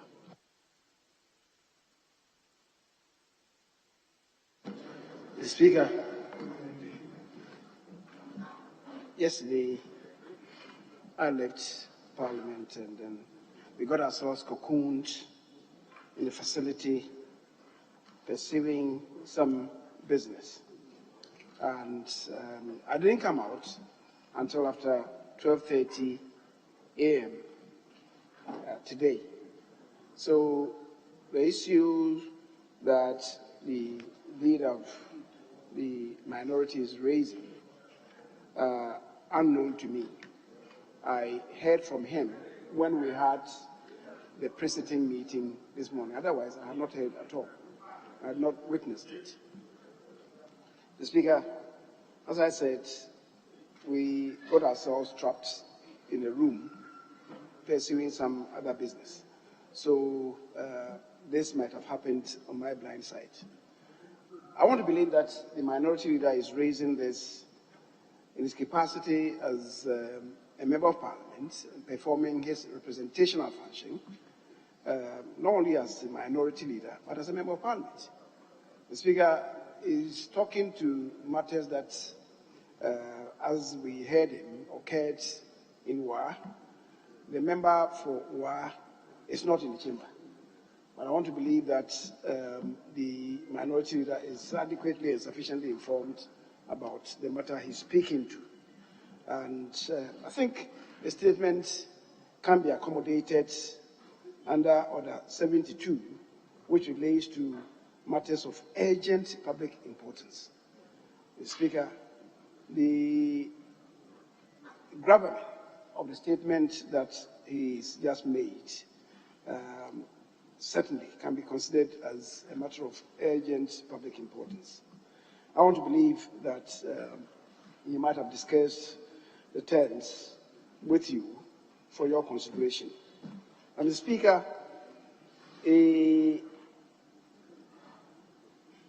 our orders provide that when such a statement is made, it shall be commented on by honourable colleagues for a limited duration of time.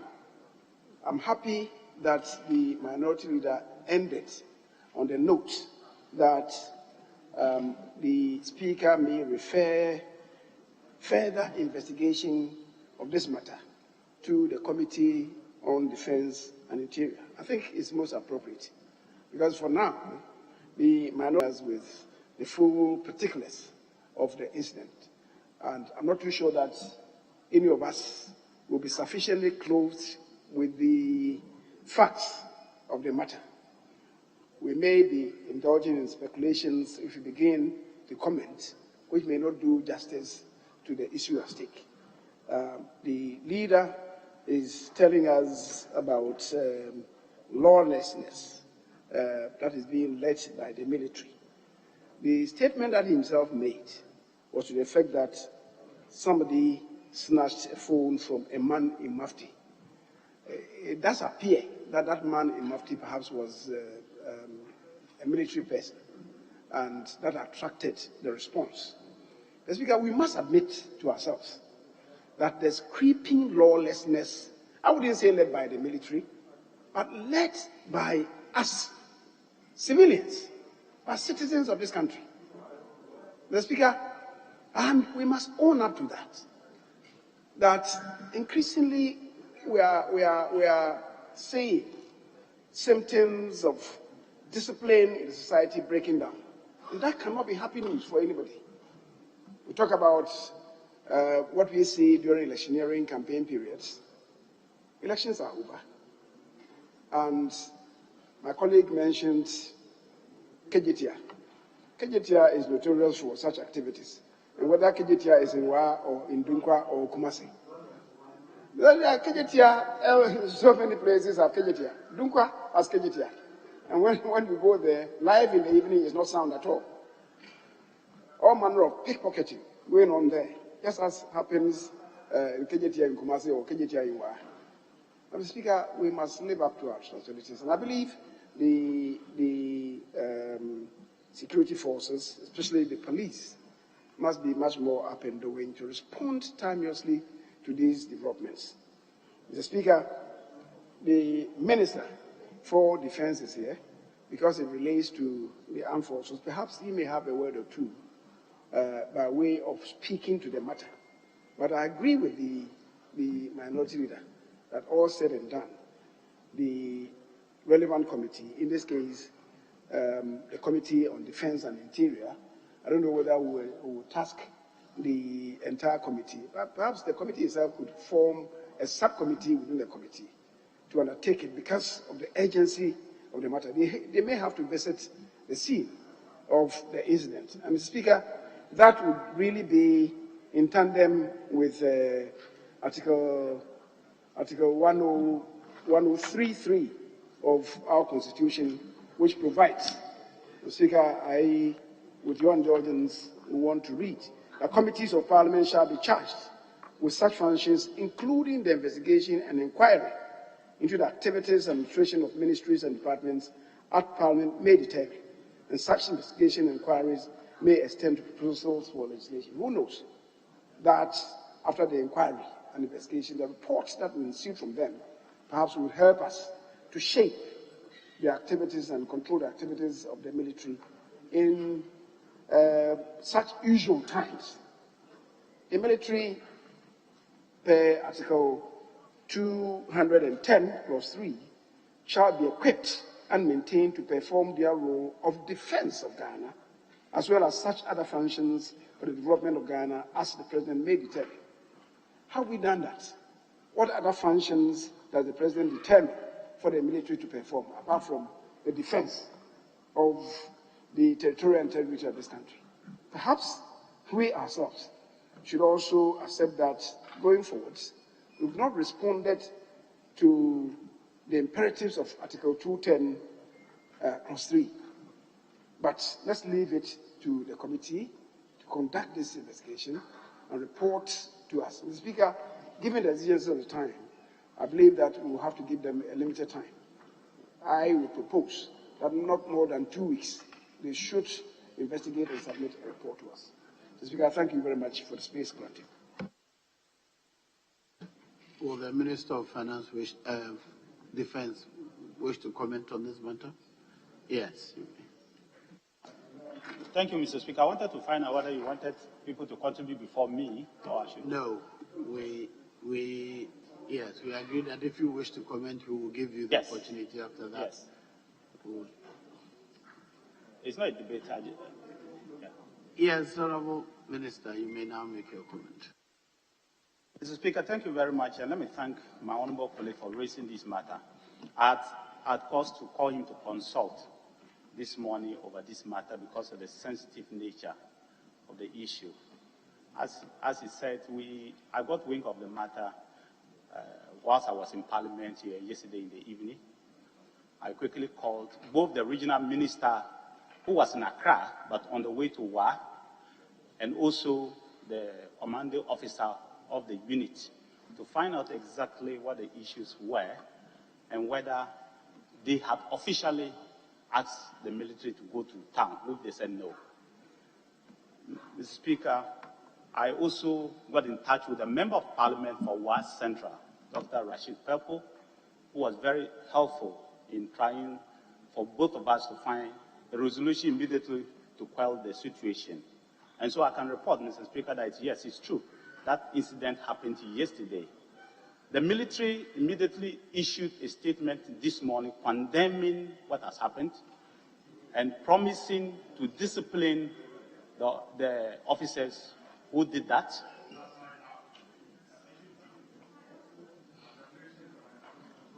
They have also sent the Chief of Army Staff, because of the seriousness with which we view this matter, to go and meet the people of the region at the Yana Palace. I believe they are currently at the Yana Palace, Wana Palace, to first of all apologize to the people for what happened.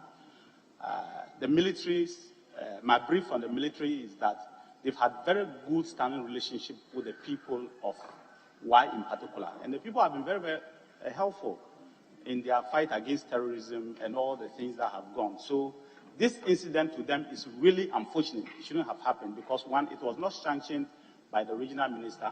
It wasn't sanctioned by the commanding officers. Neither was it sanctioned by anybody in Accra.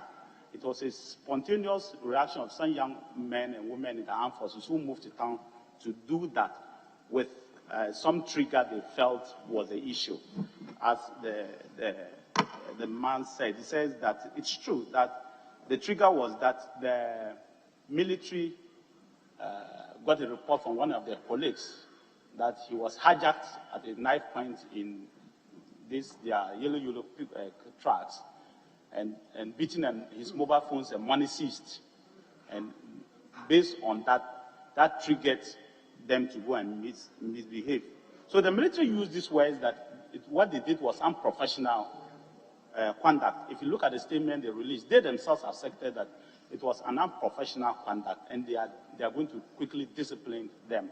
I met a CDS and my deputy and the military high command who were in Accra this morning over the incident, as the Chief of Army Staff was on his way to Wa to go and immediately make sure that there's no issue.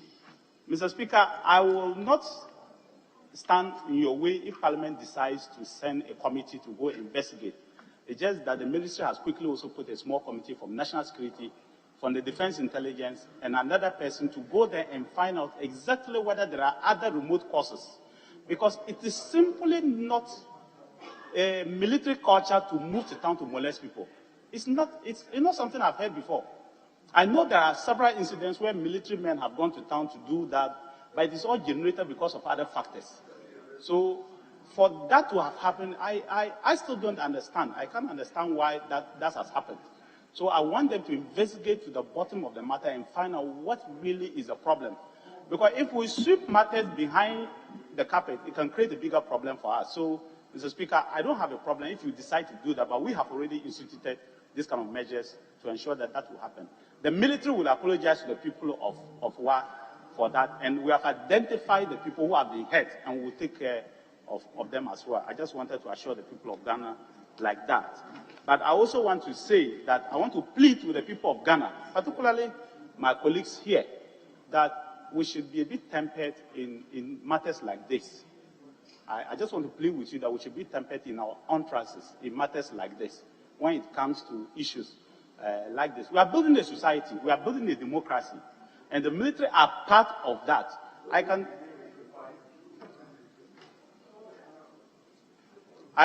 say, Mr. Speaker, that the military are an integral part of holding the democracy that we have.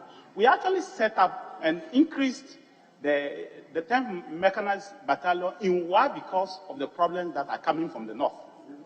Otherwise, in those days, we didn't have military people in that area at all. They used to be in Tamale and go and do that. So it's a new atmosphere that both must adjust. They may not be like Accra or Wa, Tamale, or maybe Secondary Takoradi, where they have already adjusted. But I want to pray that this will continue. I want our history to guide us.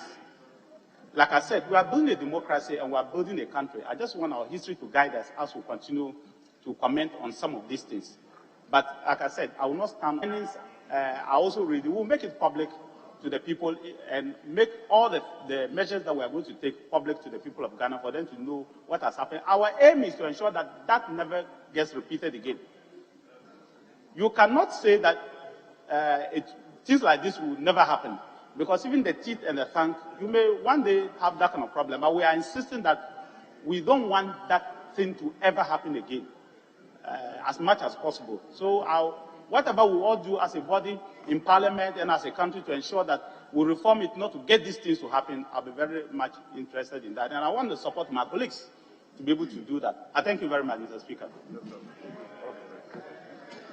Honourable members. Yes, sir.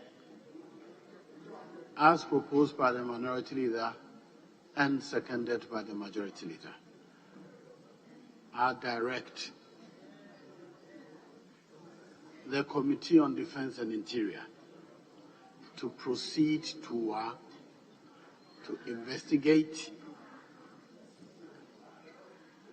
collect and collate the facts and report to the House within 4 weeks. I so direct.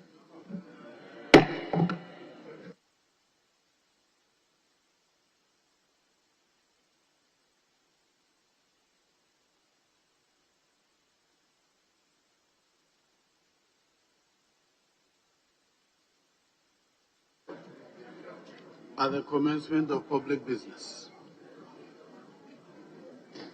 Item number 7, presentation of papers. Honourable Majority Leader, are we ready to do the presentations of the papers listed in item 7?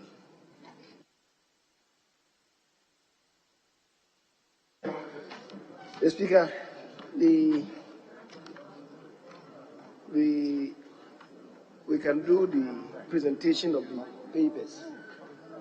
We do the presentation of the papers to see whether, after we finish, the minister responsible for items 8 through to 21 will be available. If you are not available, then we can terminate the proceedings for the day. So in the meantime, we want to relate to item 7.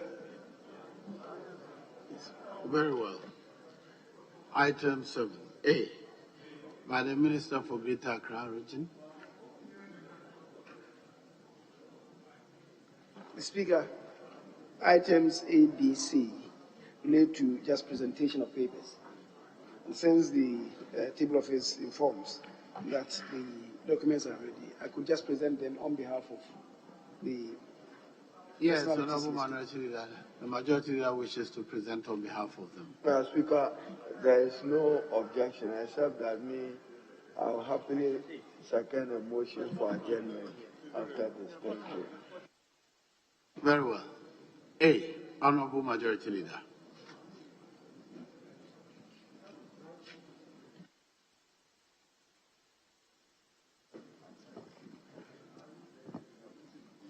Annual statement by the Audit Committee of the Greater Accra Regional Coordinating Council for the year 2019. The report is duly laid. It's referred to the Committee on Local Governance to consider and report. Item 7B.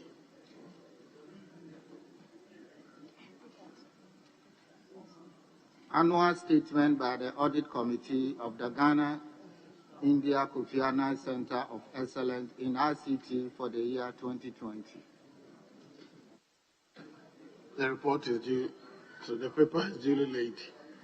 It's referred to the Committee on Communications and Digitalization to consider and report. Item C.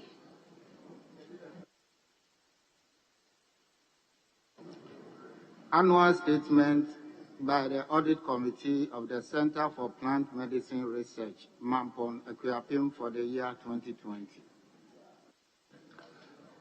The paper is duly presented. It's referred to Committee on Health to consider and report. Are we ready to do the motions?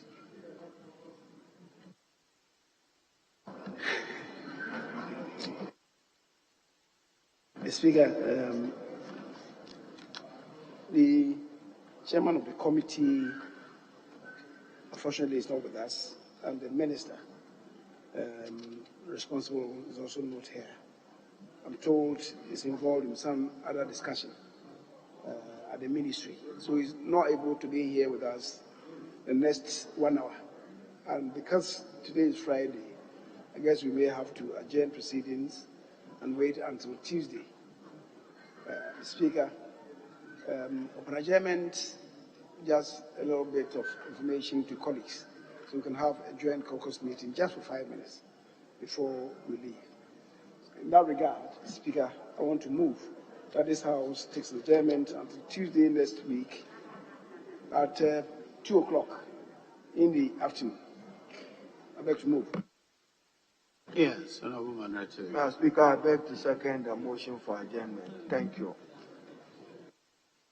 Honorable members, the motion for adjournment has been moved and seconded.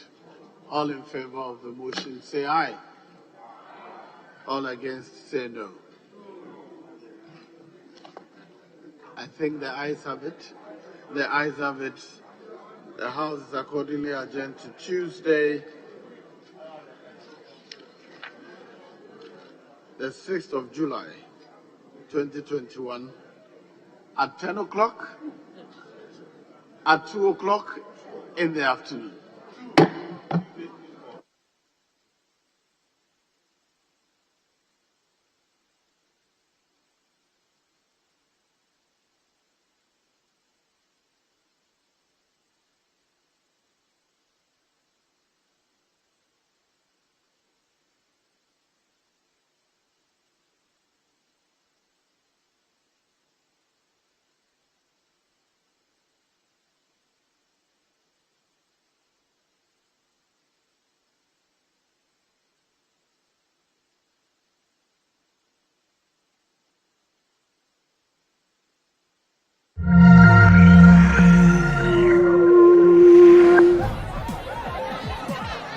Powers and principalities. There's so much fire inside me. Tragedy struck when part of the largest hillside at the kosher rubbish dump collapsed. It's going to be fun to see how he goes about approaching this game.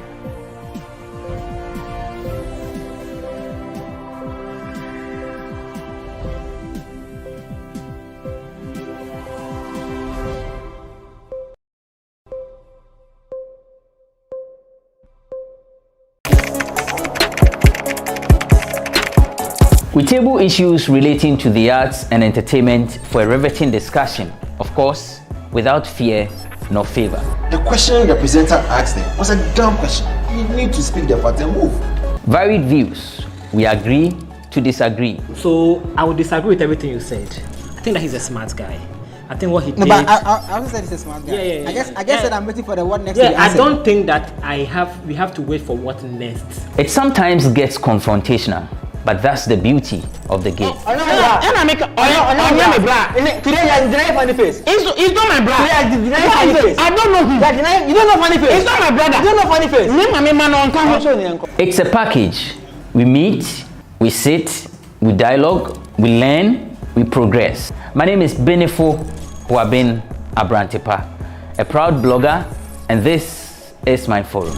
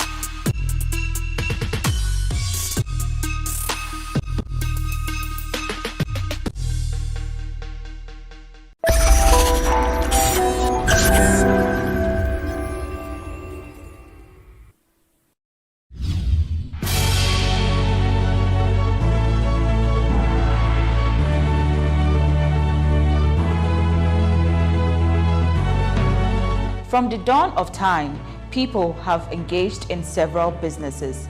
With the onset of technology and innovation, life has relatively been made easier. By using debit or credit cards, mobile banking. Thank you. And your favorite, mobile money? Tech has indeed married business. On BizTech, we spend time with faces behind known and upcoming businesses in the country. Learn more about the new technologies and innovation, as well as find out about the trending issues in the world of business. Join us as we serve you with a variety of compelling interviews, projects and others right here on GhanaWeb TV.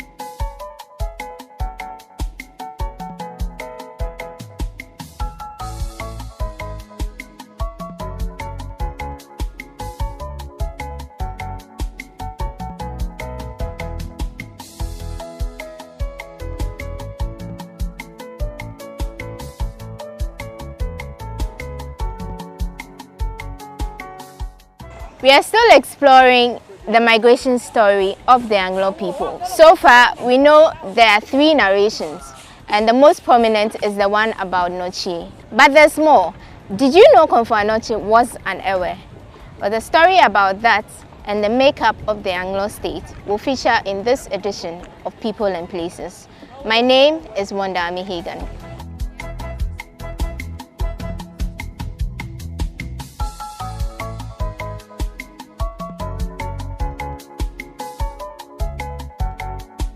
Welcome back. This is People and Places, and in the last episode we were speaking to our resource person, Togbi Kumasa, who is the Agbotadria of the Togbi Te Agbozo stew. He was telling us about the migration story of the Anglos. He spoke about 3 accounts of how they moved to settle on their present lands.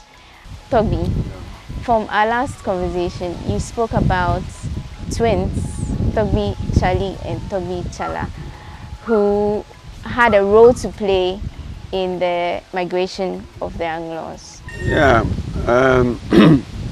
Togbi, Chali and Chala were the sons of Aklomada. Their father was called Aklomada. And the brother of Togbi Chali is Do Dala. In Anglo, if you have a twin and they have the next to be a boy or a son, it's called Do. Do, yeah. Yeah. So if you go to Chama today, there is Dala Nini, Do Dala Nini is 2 in Chama. Okay. That proved that there was a man called Chali. Their father was Aklomada. Okay. And Aklomada's father was Gamadra. And Gamadra was Kuboka. So Kuboka gave birth to Gamadra. And Gamadra gave birth to Aklomada. And Aklomada gave birth to Chali and Chala. And their brother Do. So Chala, as a twin brother, he was also a mystic and a herbalist. He didn't follow the migrating group to Anglo. But he left the Dogbo in Noche and went to Awukubwa in Akwa Pim area.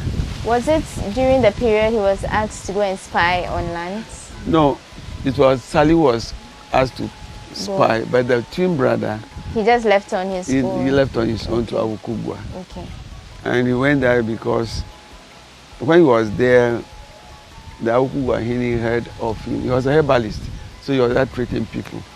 And so when somebody in the court of the Awuku got sick, they sent for him. Okay. And the ease where how he treated the sick person marveled the king. So he asked him to be part of the king's court. Okay. So he was there when Osedutu came to settle or to visit the Awuku. And he saw how Salah was performing his treatment. So when Obiri Ebua died, and Osedutu had to return to become the next king of Ashanti, he asked him to follow him. Okay. Yeah, so Salah conferred with Afan. He always have a sack. Why is the Afan? And then the Afan allowed him to go. So he followed him to help him found the Ashanti kingdom. The first thing he did was to found... That was Togbi Chala. Yeah. The first thing he did was to help him found the capital of the newly formed Ashanti kingdom. According to the story, they planted trees at 3 various spots. Yeah. One was at Kumau, and one at Kumasi, and the third one too.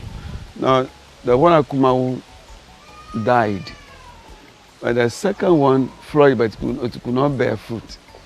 But the one which was in Kumasi flourished and bore fruits. And so Salah advised him to make Kumasi the capital of the new Ashanti kingdom. Okay. At this point, we know Chala is kind of a close associate of Osei-Tutu. Yeah.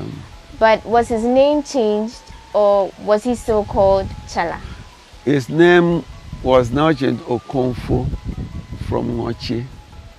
Okonfo from Nochi, as in a priest from Nochi. Okonfo from Nochi became Okonfo and Nochi. So, from what you're saying, Okonfo and Nochi that we know from the Asante story, yes, is an Ewe. It's an Ewe. Originally. Yes. Even if you look at the way he dressed, he had this raffia on his knees, and he was in a short skirt. Skirt line. Yeah. And then he has also a band across his body. The Akans don't dress like that. The raffia is a symbol of one of the deities in our area here. So the way he dressed also gave us proof that he was one of us. Now, we were told how he helped them with the stool, how he fortified the stool, how he made all the chiefs bury their souls in the stool. So the stool was very powerful in Ashanti. Okay. Now, he did the same thing to the Sri in Ngoche. So they did that before he left? Okay. Before he left. Okay. So it wasn't something new for him. Okay, that's about Chala, who now we know became Okonfo Noche. Yeah. But how about his twin brother? His twin brother, Charlie, who helped the people escape. Yes. So he came with them. But he sometimes vanished and then returned. Because when he left them at Sevier, when he came, the people tried to rebel against their leaders, that they wanted to return to Ngochi. But when he knew that it was hunger, that was causing them to desire to return, he was carrying a haversack, and there were some grains in the house. He took a grain and he just spread it. And within a very short time, the maize grew, and then the people harvested the grain just on the same day. And then he caused 2 granites. And the granites came, they used it to grind the maize into powder. Oh. And then he disappeared again. Now, in every land, wherever he settled, he left marks to show that he was once there. And when he was of age, even when he came here, he settled in Tomu area. And he started to farm. Now he caused rain to fall only on his. That's Charlie. Yeah. But the next day they found him riding on the back of a crocodile and holding the granite. Wow. And he called, he said, children, see your man. So he rode on that back of that crocodile to enter the Kita Lagoon here. You know, the Volta River has a distributary which passes through Sabietula and enter the Volta, the Kita Lagoon. The granite on his back is still near Sava. And it's a mobile granite. Sometimes you find it here, another time you find it. It moves? Yeah, it moves. In the same town? Yes. It's in the lagoon, in the Kita Lagoon. Oh. Now, if you go to Anyako, there is another settlement called Sava. So the granite is, I saw it. When the lagoon dried up, I saw it on the floor of the lagoon. Now from there he went to Chama. It was Chama where he really settled. So if you go to Chama now, you will find his stool, where he was made a chief. You can find a saucepan where he sometimes settled to fly. And then it was from there. Yes. He sometimes disappeared. He didn't only vanish, but he also flew. Yes. Like he turned into a bird? No, he sat on the saucepan and then like a plane, he just flies wherever he wanted to go. Now when he wanted to vanish formally, he came to V here. No. And planted, if you go to V now, you find some 7 agor beans. He planted them. It was here he crossed the sandbar to the coast and he called the faithful crocodile and he took it to eternity. The same crocodile? Yes. So before he left, he taught the people how to invoke his spirit. So whenever they are performing rites for him, they call him by that name and he appeared. But when he came to Cham, he got even married. After he formally left? Before he left. Before he formally left. Yeah. Now there is a forest in near Anyako. He has a shrine there. And then his wife stays in that forest. Now in Anglo now there is a clan that belongs to his line. People. His Okay. line, I see that. People descended from him. But did his people actually see him flying? Yes. They did? Yes. And when he left, people saw him left. He didn't die the natural death that. Those are the people, they are the sages of the Anglo people. And they are still with us. When you invoke their spirit, they manifest. Not like us, but you know that the person you are calling is present in your midst. Yeah. We want to go into a conversation about the smaller states under the Anlo State. But before we do that, we want to understand where the term or the name Anglo came from. Yeah, you recall that Vanya was the leader of the migrating Anglo people. Yeah. So from Kata, from Keji to Kata to Tebi, then they went to Dudu before finally going to Anglonga. Now when they reached Anglonga, he told the people he was very, very old and he could not travel any longer. That he has coiled. You know, when you grow old, you bend. Yeah. So he told them he has coiled. So Ngoro means coil. You can fold mat Nangloba. But another meaning to Ngoro is right. To write. Ngoro, to write. So it was believed that the scribes of ancient Hebrews were the Anglo people. They are the Ngoro people. Really? They are the scribes. So either you look at it as the form of the scribes. So this also has 2 versions? Yeah, 2 versions. Okay. Ngoro. I'm telling you because you may come across other versions and they say, I thought we didn't say this. Why is it that another version of Ngoro, which means the scribes of the ancient Hebrews? Yeah. Okay. We'll take a quick break and return to learn more about the various states under the Anlo State.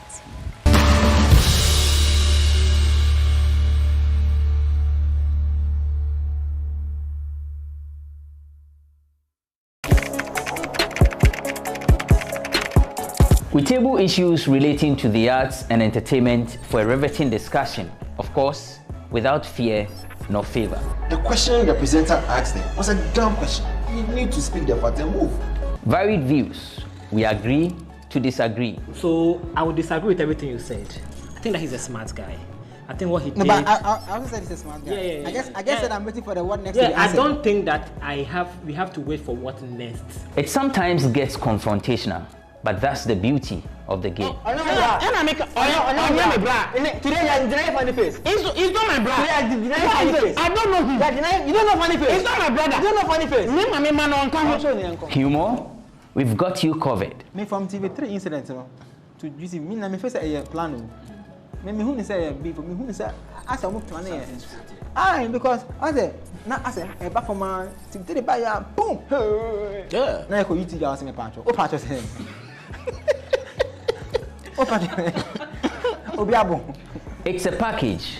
We meet, we sit, we dialogue, we learn, we progress. My name is Benefo Boabin Abrantepa, a proud blogger, and this is my forum.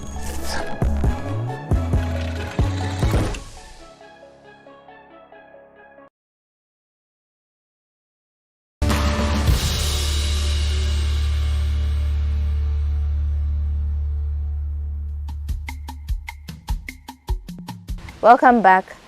We are speaking to Togbi Kumasa.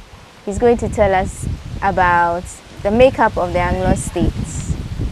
Togbi, how many states are under the Anlo State? There are 36. 36? Yes. That's a lot. Yes. Okay. How did all of these come up? Now, when they settled in Anlogan, because the leader say he has quarreled, he could not move. Hunters among them continued to migrate from Anloga to found the other settlements. Okay. In fact, before they moved out, the consolidation of the state was done at a place called Agobon. Okay. It was there that all the injunctions, all the laws that would govern the Anlo State were established. That is why certain things which are taboos in Anglo are not taboos in other states. Now, if you go to Agobonu, it was just like what happened when the Hebrews reached Sinai, when Moses went up the mountain and wrote the 10 Commandments and came to read to them, and people agreed to obey. When they reached Angloga at Agobon, Vanya also read to them all the injunctions that would govern the Anlo State. It was there that he told them one man cannot marry two sisters. Okay. And also that one sister cannot allow two brothers to go into them. So that's like the Ewe version, the Anglo version of the 10 Commandments. Yes. Okay. It was also there that they were told if you are a wife, you must be faithful, because your husband will establish the house. And if you are not faithful, if you go and come back, you become mad. Now they dug a hole and all these things were said. They put some herbs. And when all these things were said and people agreed, they slaughter ram, pour the blood on the herbs, cover it, and erect a mound, Langba, called Toli, there. If you go to Anloga now, you see the Toli. Okay. Then there is also another old shell of a sea turtle. That is used when people here are having juju against one another. And people realize that juju is not very helpful to the community. For example, there was a time the women made a juju which will make the men bear the pain of pregnancy and delivery. Really? Yeah, so if the woman is at the point of labor about to deliver, it is the man who suffer the pain. But the men realize that this thing, if it continues, they will not have many children because the pain was unbearable. So that juju was made dysfunctional. And there was another juju, if I like you now, I'll not talk to you I just said the word, then you ran into my room and lie on my bed. But also that was like forced marriage, because if the spell breaks, then the woman becomes there was no love. So if you go to Agobonu now, you have the grave of the founder, Toby Panya. It's also there. Okay, that is a landmark, and we'll come to that conversation. Yeah. But the 36 states. Yeah. So I'll mention them. Exactly. In the west, you have the Volta River as a boundary between Anlo and Adan. Then the major town there is Anyangu. It's a major town. And Anyangu is surrounded by other smaller settlements, like Tunu, Bomigo. Now from there, you come to Jita. It's also another settlement. That's 3. Then you come to Atoko. Okay. Atoko is also another. Okay. Then Strongway. Okay. Then Vuti. Then Anglogan. Then Way. Then from Way you come to Tegbi. Tegbi. Okay. Then you come to Jerukofe. Then you come to Kata. Then you come to Voza. Then you come to Keji. Then you come to Blekusu, Hobi. Then you come to Adina. Then you come to Denu, Aplau, Soma. Then you go to Kliko. And then you go to Apipa. Then Wata. Then you go to Pony, Jodze. Then you come to the Ave areas. Then Ave Havi. First Ave Heavy, which is also called Atagba. Then you go to Ave Afiaranyiba. Afiaranyiba. That's I've heard of. Yeah. Ave Afiaranyiba. Then Ave Havi. Then from Havi, then you come to Aveno. Then you have a people. Then Anglo Afiaranyiba. Then Anyako Konu. Then Seva. They have Abolova Ngolofi. Then you have a Tiavi. Then you go to the Shime area, you have Trebi. And then you have Galosota. And then Agote. So then you come to Alakpele, Koji. So you know there were some 36 towns. I can't remember all of them. Okay. Yeah. So they form the Anlo State. Okay. But even between that you have divisions. They are the major towns with paramount chiefs. For example, we have Anglo Kukwakama. Okay. That is where the Awamafia resides. The Awamafia is not a paramount chief, it's a king. And he took the Awamafia title. When Agokoli got to know that they escaped, here there were some problems because they left without taking the stool.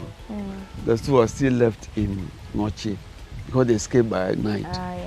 So when they came here, the need for the stool emerged and they had to go and bring the stool. So Toby String asked the sons to go, but their mother refused. They knew that since they escaped, if the sons go, they'll kill them. So they had to ask the sisters to go instead. The sister's son. So Kokui's son and Abui's son. Kokui's son was Adalaza and Abui's son was Togolo. So these two people went to Mochi. Now when they went, they met Toby Kokoli and he asked for Toby Sri. He said he wanted to see him before he would give out the stool. Okay. But they knew that if Toby Sri went back, he may kill him. Because the version from the Noche people was that it was Sri and Agokoli's son who were playing. Yeah. Yeah, and then Sri's son disappeared. And they said it was Agokoli's son who killed Sri's son. That's the version from, as a intellect, you must give the other side of the story too. So they killed Agokoli's son. later on they learned that Sri's son was not dead. Oh, okay. So Sri knew if he returned, they would surely kill him. That's why he sent his nephews. When they went, they told our colleague that Sri was dead, but he didn't believe them because of the earlier thing. So he sent spies to come and find out whether Sri was actually dead. Okay. When they came, they had to hide. To make our colleague believe he was dead, there was a man, one of the slaves, whose hand was like that of Sri. Sri's hand was white spots. Okay. So when they were sending him, on the way they killed him. I took the hand to Agokoli that when they were coming, Sri was not feeling well, so he died. But they brought the hand for him to confirm that he died. He had white spots on his hand. Yes, there are some people, they find white, the skin got spotted. White here, black here, white here, black. Like mulattoes. He had that on him. So when he saw the hand, he knew that was what his hand was. So you know, the Anglos play a lot of rules and those things. And that made people fear them. They don't, because when I tell you something, you don't know whether what do I say is the real truth. Okay. Yeah. Okay. We'll come in. We'll come to the Awomefia and everything about it. But for now, we want to know who is the founder of the Anglo Kingdom. It's Vanya. Vanya. Yes. He gave the name that he has quarreled. He could not move further. So he's a Manglo, and Manglo is the name given to the state as Anglo, and the traditional capital, Anglo-Gan. So Vanya is the founder of the state. Okay. How do the states, the 36 states, how do they work with each other? How is their relation like? Do they have issues with each other? Do they work together as neighbors? Now the experience they had in Ngoche, with one king ruling over them, still lives with them. So when they came here, certainly like Aflau, they have their paramount chief. Soma, they had their paramount chief. Wata, then Apipa. So there are 13 paramounts under the Awomefia. But the settlements were 36, so some were amalgamated. For every talk of Aveno, you have Achama is also part of Aveno. Achama also has its own paramount chief, and Aveno also has its own paramount chief. But all of them are members of the Anglo Traditional Council. So that's how they come together again, under the Awomefia. Okay. Yeah. The Awomefia is the president of the Anglo Traditional Council. And the council is made up of the paramount chiefs of those areas. Okay. I know, for example, that there's the Asogli chief, who is Togbe affected. And then there's the Awomefia. How do I understand that Togbe Afede is the head of a state. Of the Asogli state. He's the paramount chief of the Asogli state. How does it work? Are they all under the Awomefia, or they have their various roles? Now, when they broke from Chevier, each went to establish his own state and run that state as his own state. So, Togbe Afede is the king of the Asogli state. Togbe Gabusu is the Akpini state. Togbe Kozode, Peki. Then the Anglos too. And then we have the Tongu people, they also have their paramounts. So the relationship between them is the Volta Regional House of Chiefs. Okay, but they are not, so the Asogli state is not an Anglo state? No, it's Asogli state. It's a state of its own. Because they are all Ewe, you see, the common, they are all Ewes. Okay. But they are Ewes, but they have different names. Because of circumstances surrounding the establishment. Togbe Aso is at the Asogli state. So his descendants are the paramount chiefs or the kings of the Asogli state. Togbe Fanya also established the Anglo state. And the descendants of Togi Panya also are the kings of the Anlo State. The same for Togi Fla, they are Flower State. Okay. That is how okay. they. Okay. And then if you go to those, they have their paramount chief, and that state belongs to the state.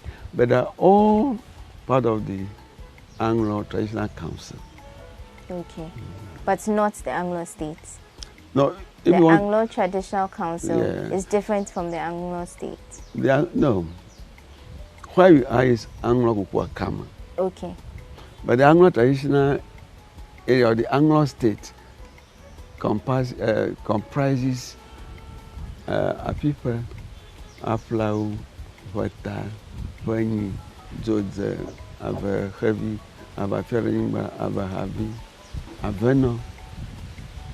Those are the same as the 36. No, the 36 states are different. No, they're not different. They are under, because if you mention Kata now, Kata has sub settlements under Kata. Okay. If you talk of Jodze now, there are various states or settlements that come under Jodze. But among the 36 states, there are paramount states or paramount settlements. And it is those paramount settlements which are the paramount chiefs. Okay. You have to talk about Aflau now, you have Roba, so many settlements come under Aflau. Briefly before we end this episode, let's talk about the clan system of Ewes. Yeah. How does that work? How many clans do you have? In Anglo? Yes. We have 15. 15 clans? Yes. Only under the Anglo State? Yes. Okay. When we go to Aveno, they also have their clans. Their clans. Now, clan, you see, generally, clan is, the every word for clan is blood. Okay. Blood. So, the people who descended from the same male ancestor belong to one clan. Brother Vanya, the clan is Lopao. If somebody is a Lope man or woman, he must descended from Vanya. No. If the person is Agavao, he must descend from Aga. The Aga there. The various leaders. No, the Aga who was. Yes, who was. Yeah, his descendants are the Agavao. Okay. Atazanyaki, the descendants are Amladao. But how are the clans formed? Now, when they came here, they realized that the state must be organized so that they have specific functions to perform. Now, we have the ancestor who started the clan system was called Kubwaka. Okay. So Kubwaka had a son called Gamadra. And Gamadra, his children, Atu and Etse, and Atu is Vanya, Tese Atazanyaki. The two, their sister is Asongwe. That Asongwe also had Bone, that is Sri. And all the people descended from Sri and the brothers are Azovia clan. Okay. And there are those who provide us with the Aomafia. Okay. Then Bone had a sister called Kokwi. And Kokwi had a son called Adalaza. So Adalaza had the Bata clan. So anybody who descends from Adalaza line is the Bata clan. They are the other Aomafia making king. Then he also had another sister called Abi. Abi had a son called Atogolo. So they have the Like clan. So my wife is a Like woman. So she descends from Atogolo. I'm an Agava man, so I descend from Agava. So the 15 clans, they all one ancestor. Okay. A male ancestor. But we have strangers also. People from Adam, the Gans, they also have one clan. We call them Blow. Blue means mixture. Okay. Because they don't come from one area. So, because some of them settle here for a very long time. So they also have chiefs among us. Like Tommy Bozo, the Chifiaga of Way, the Chifiaga of Anlo State, not Way. The Chifiaga of Anlo State is a blue chief. Then Tommy Tiago is also a blue clan because our ancestors come from Ghana, Dagbe area before settling. So the various clans, they have one ancestor or two ancestors. That's how the clans are established here. Thank you, Togbi, for enlightening us about the migration story. We'll be moving to the next episode, which will focus on religion, customs, traditions, staple foods of the Anglo people. Another interesting episode you should look out for. But until then, my name is Wanda Amihegan, and this is People and Places.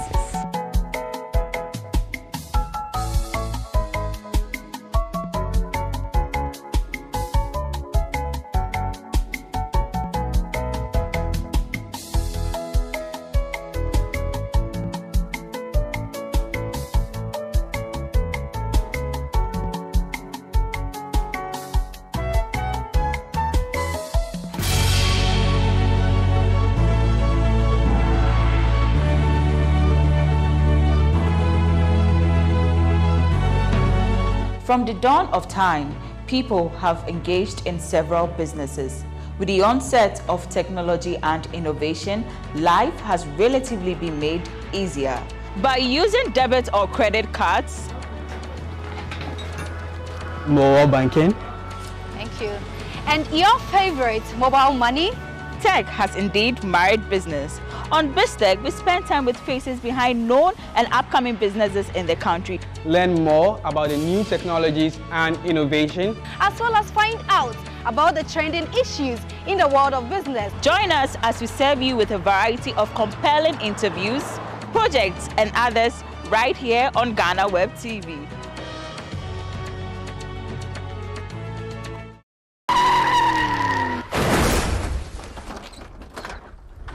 Hello, my name is Kofi Otri Dakwa, and I'm very excited to be part of the GhanaWeb Road Safety Campaign.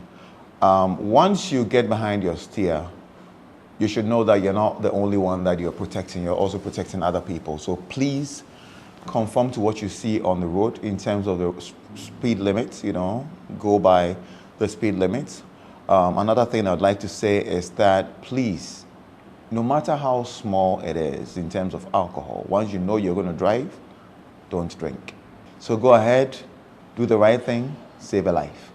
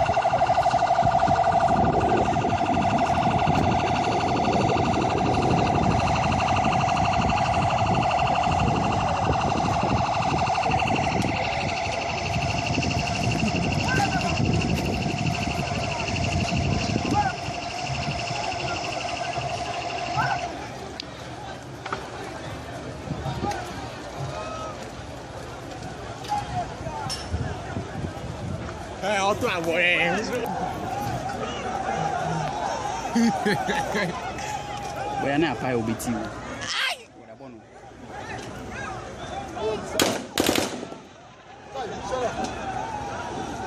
Into a bomb or two plan of things. And I say it. Into a call you.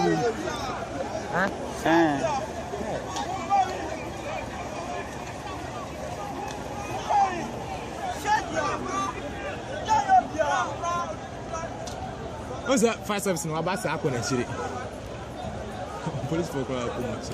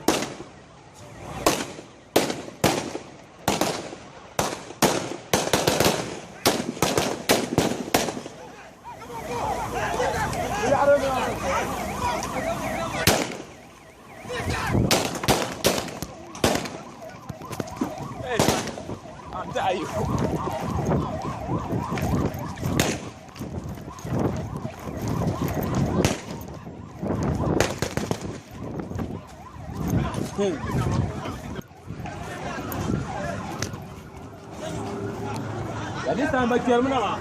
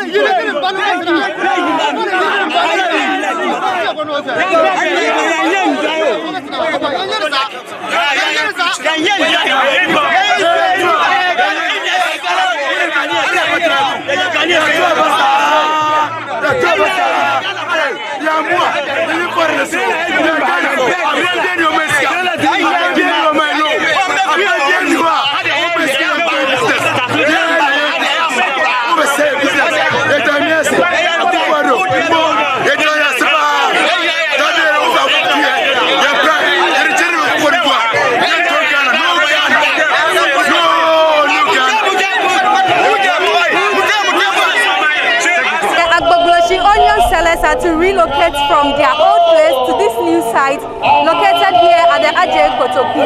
But the question is, how prepared are these traders to cart their goods from Agbogboshi to this new site? Let's hear from some traders.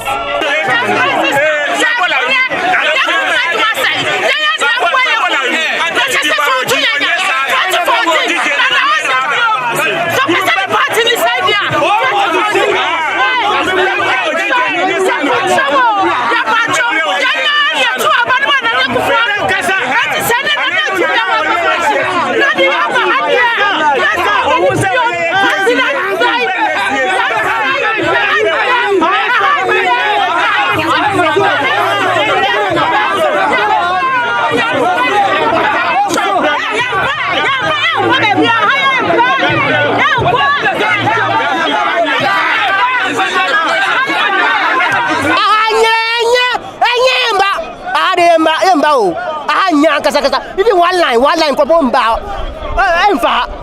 want 3 lines. You want Kusasi line, you want Buzanga line, you house line. You better have even one line, proposed switch. You better have Akufade, Yode, who want critique my mind. One yes, my I critique my yes, who was like by my Aden, Yode, Aden, Akufade, Aden, how many is Aden, Yamuden? Tell me, Cousin, you go, yes, I did, and I said, and you want some. Away, I got some from me. Aden, Baha, Yamba, Omukumi, Omu to your what? I will wear back, and I will say back. You best have a Yambabum. And your Pesaka Kufado say, oh, Shen, where Jennifer. Because the yes, son, or higher. Was say man, I had your bar was segment on my sky in Yanya. Sky in Yanya, Jenny, I said, if you cut to Fracato Bar, Aden, Jenny, no Fracaba. A Jumla Jumayan, and your gender phone quo. Your Mbabe brought me a petty tea, so you know, Kaya. Anna, one association, you have about 6 or 7 associations, one association, Nipa woman, or better 1,000. Now, she had Kitty good day, Yabera. And so, Obianas Obiana, and Yantakwana. And I said, Jenny, a day to be on almost 75 trailers. I have an over Pakua. But is too much. Except before Cabet 3 and 4 some Bedua. Yes, one by 12 o'clock, Yapon. Yes, sorry, by 4 a.m. By 12 o'clock, Yapon Juma. Now, shut up, how they are by the so good Jumanukra. How about there is no corner of the toilet in here? Yes, you guys who visit toilet bank in here. Well, and I am Mafi Takradi, and about 3 o'clock, and watch it 3 o'clock no more. Yes, I'm on edge of music. I want Sisi muna mwe kasachira omuna ye hwe ade a ome hani na enso ye dos anya se nipa ba kwa na nipa menu usha market no a toilet ndo baby a wo ponkura wo be kokosisa wo eni wo baby a wo be dakura na wo hu atokura baby no afa na wo be kokko haidan na wa aja wo nema na obi be yua nema na wo be ni dan transport is in there onu kura anya kura anya ye o ye crowd na umbe baba toje ni no omu na esuma o what you say sisi a ukita ti say 1000 and 5000 na wo baba ha ba toje ni na obi a hye wo kwan agis je ni sika na wo be ni den kwan tintin we ana wato je ni sika ni na sisi afa na wo be furuka akọ kurom akọ adi akọ service kana na mu akasa mu hye mu amunim se je ni adwuman enye sika ketua na omudi yewe sika kasia ba ayefasia we anya sebu ay forest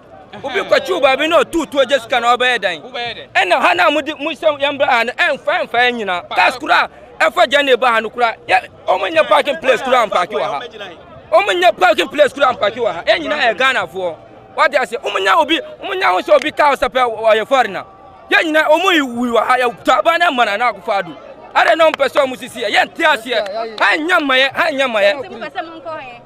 onko pe ba bi from maye onko pe ba bi for ba bi e be fa nyina e pese nyina ye adwuma no bi mu bana bi mu mba omukọ bokoro no ba bi ye ntiasie kura na di robi ba rocket in the say you vote passport set ya ga mu na ba mo ye vote mo ba shi Ya bari albasa so albasa yaran mu su tai suku.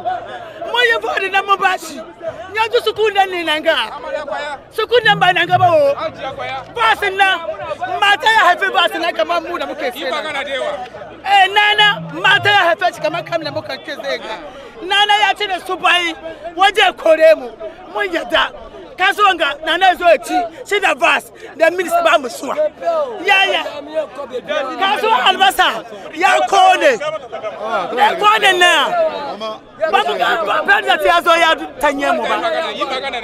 Yi wahala. Muka yi wahala. Muka gyara kasuwan albasa. Yanzu aka ce mu tashi. Mu ce yayi hankuri. Ya ba mu koda wata biyu mu cire kayan mu.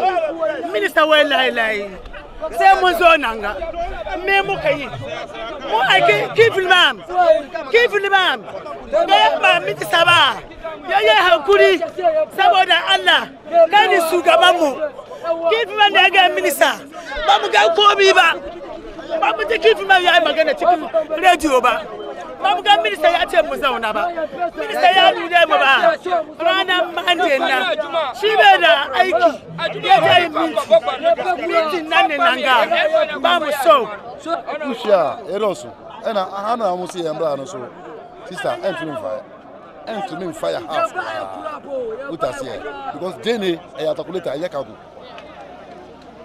utasie e atakuleta ayakago ena hana eba e no so takuradi for atimoda for adam for ho for takuradi kasu ya dosu we the omo ejuma wonasi the omo yi nyama no over 120 peoples over 120 voices na omo ejuma wonasi we ni nyina ye ba ha omo so omo da market omo na omo securities na omo hwe je ne no omo mbeda wa sisi MC Sausha omo mbeda wa ina za su zamana yaran mu ma ya boy su nyina ye ya ankasa de omuda wa ha we ka so omu ko haida e mu ho ila na oto ntini na otunye de oda ho na sisi oba ha oda wa he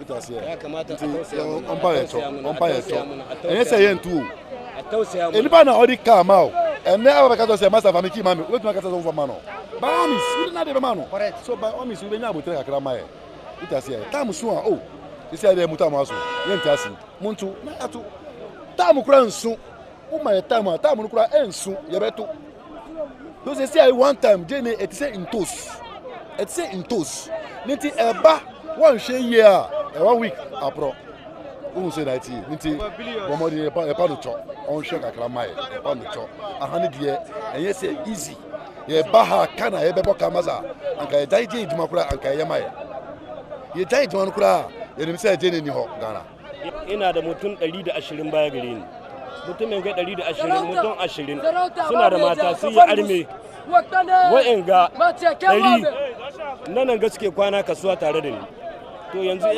an ce mu dawo nan su ina za su kwanta mu matsalar mu kenan sannan kasuwa kuma ta mace mu muna da yawa hiye da kan da ake tamma mu zo nan da mu da ƴan ƙungiya hudu nan ga wurin ga ya zai muna don Allah da annabi a tausaya muna mayyan ƙasa don Allah a tausaya muna saboda Allah muna neman ahuwa a tausaya muna saboda Allah. Okay, so those were some reactions from the onion sellers here at the Ajay Kotoku New Market. Ernestina Sawa Asante, reporting for GhanaWeb TV.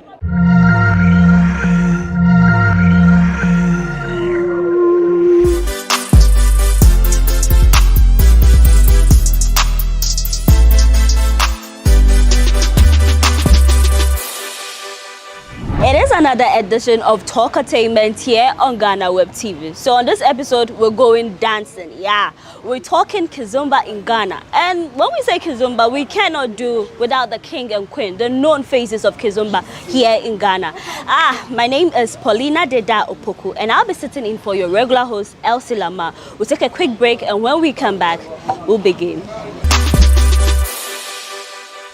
You're welcome back from that quick break. I am Paulina Deda Opoku. As I told you earlier, today we're going dancing. We're talking Kizomba. How is the dance popular in Ghana? Are people really into it?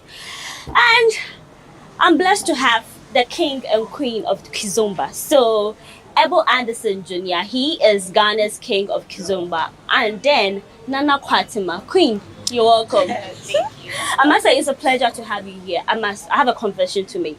I remember way back in tertiary, I used to come to Afrikiko every Thursday night, 7 p.m. I was never late to come see you guys. So for me to have you here, it is a pleasure. Thank you. You're welcome. A lot of people have been saying that you guys are couples. How true is it? King and queen, are you couples? You should answer that. No, tell us. Yes, we are. You are? Really? Wait, a lot of people thought that it was just the dancing and all that, but you're actually... Yeah, well, we are, but then there are some instructors who are not couples. So it doesn't necessarily mean that you have to be couples before you can dance together. Yeah. Wow. You guys look so good, I'm not telling you. But if someone wants to dance Kizomba, like we've seen people dance, we've seen it on video and all that, how long will it take you to perfect your skills? Well, it's an individual affair. At least the good thing is that with Kizomba, anybody can dance. Anybody can dance Kizomba. Kizomba is just like hard maths. You follow a formula and the formula gets you there. So anybody can dance. Okay. But certain people might have more ability to learn faster than the others. Okay. But anybody can dance. If the Chinese have learned Kizomba and they are doing it well, then believe you me, anybody can do Kizomba. Ebo, I'm very interested. The fact that you let me know that you guys are a couple, like, how did you do it? Was it through the dance or you knew each other before you decided to, kickstart? Okay. For me, I've always wanted to start this because I was privy to information long time ago that dancing is the best form of exercise. Yeah. De-stress as well, and then cardio. So I'd wanted to do this long time ago. So I was really blessed to have met her because when I did meet her, she had certain qualities that really drew me closer to her. Yeah, so that is how. Emphasis on the qualities. Qualities in terms of her legs, how she dances, and of course her passion was super amazing. So she really fits into already planned business. Yes. And of course, when two people share something together for a long time, love obviously could grow. So wow, you guys look good together. Thank you. Nana, by your legs, how do you keep in shape? Because you look perfect, like you look good. I've seen you dance, you do it so well. Your body is what everybody be talking about. I must tell you, like everybody got looking.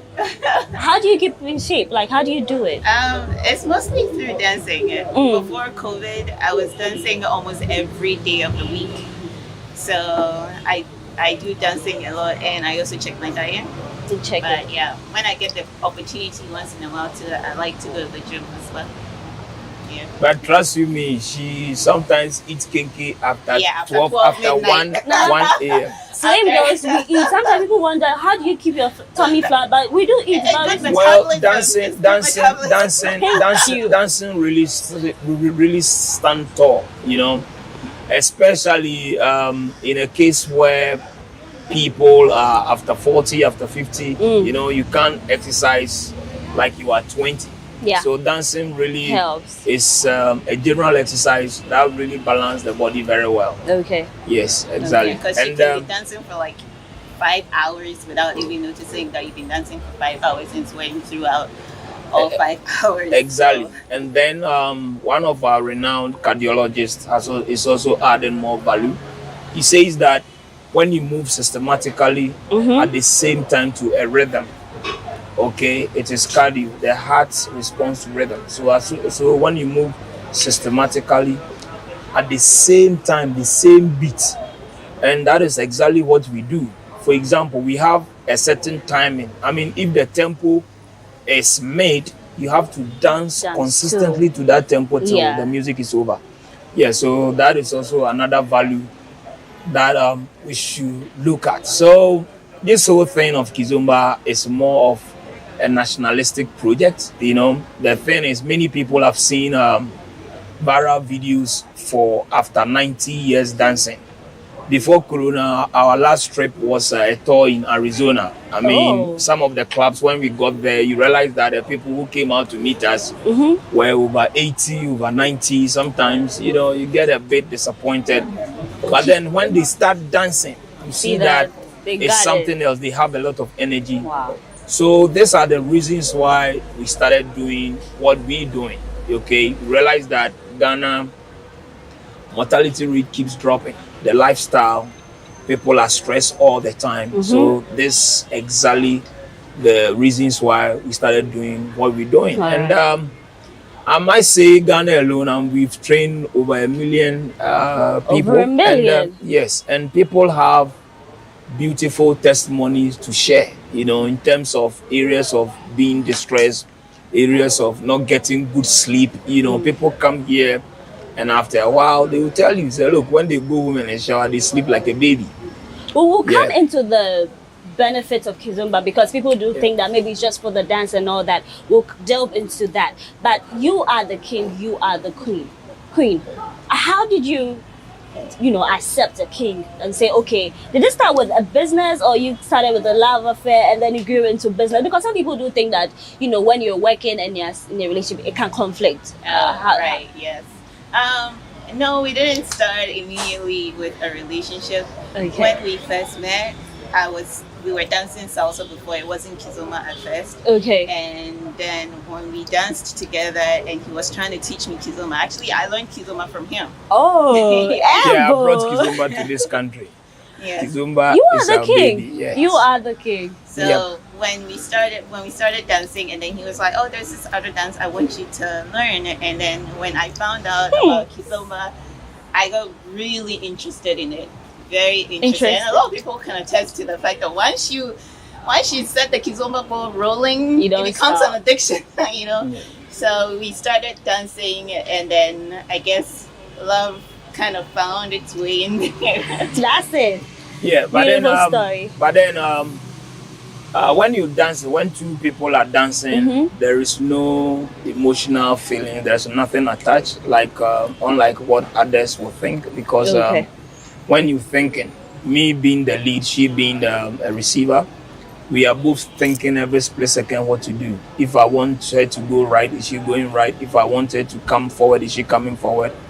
The thing is, command is not oral.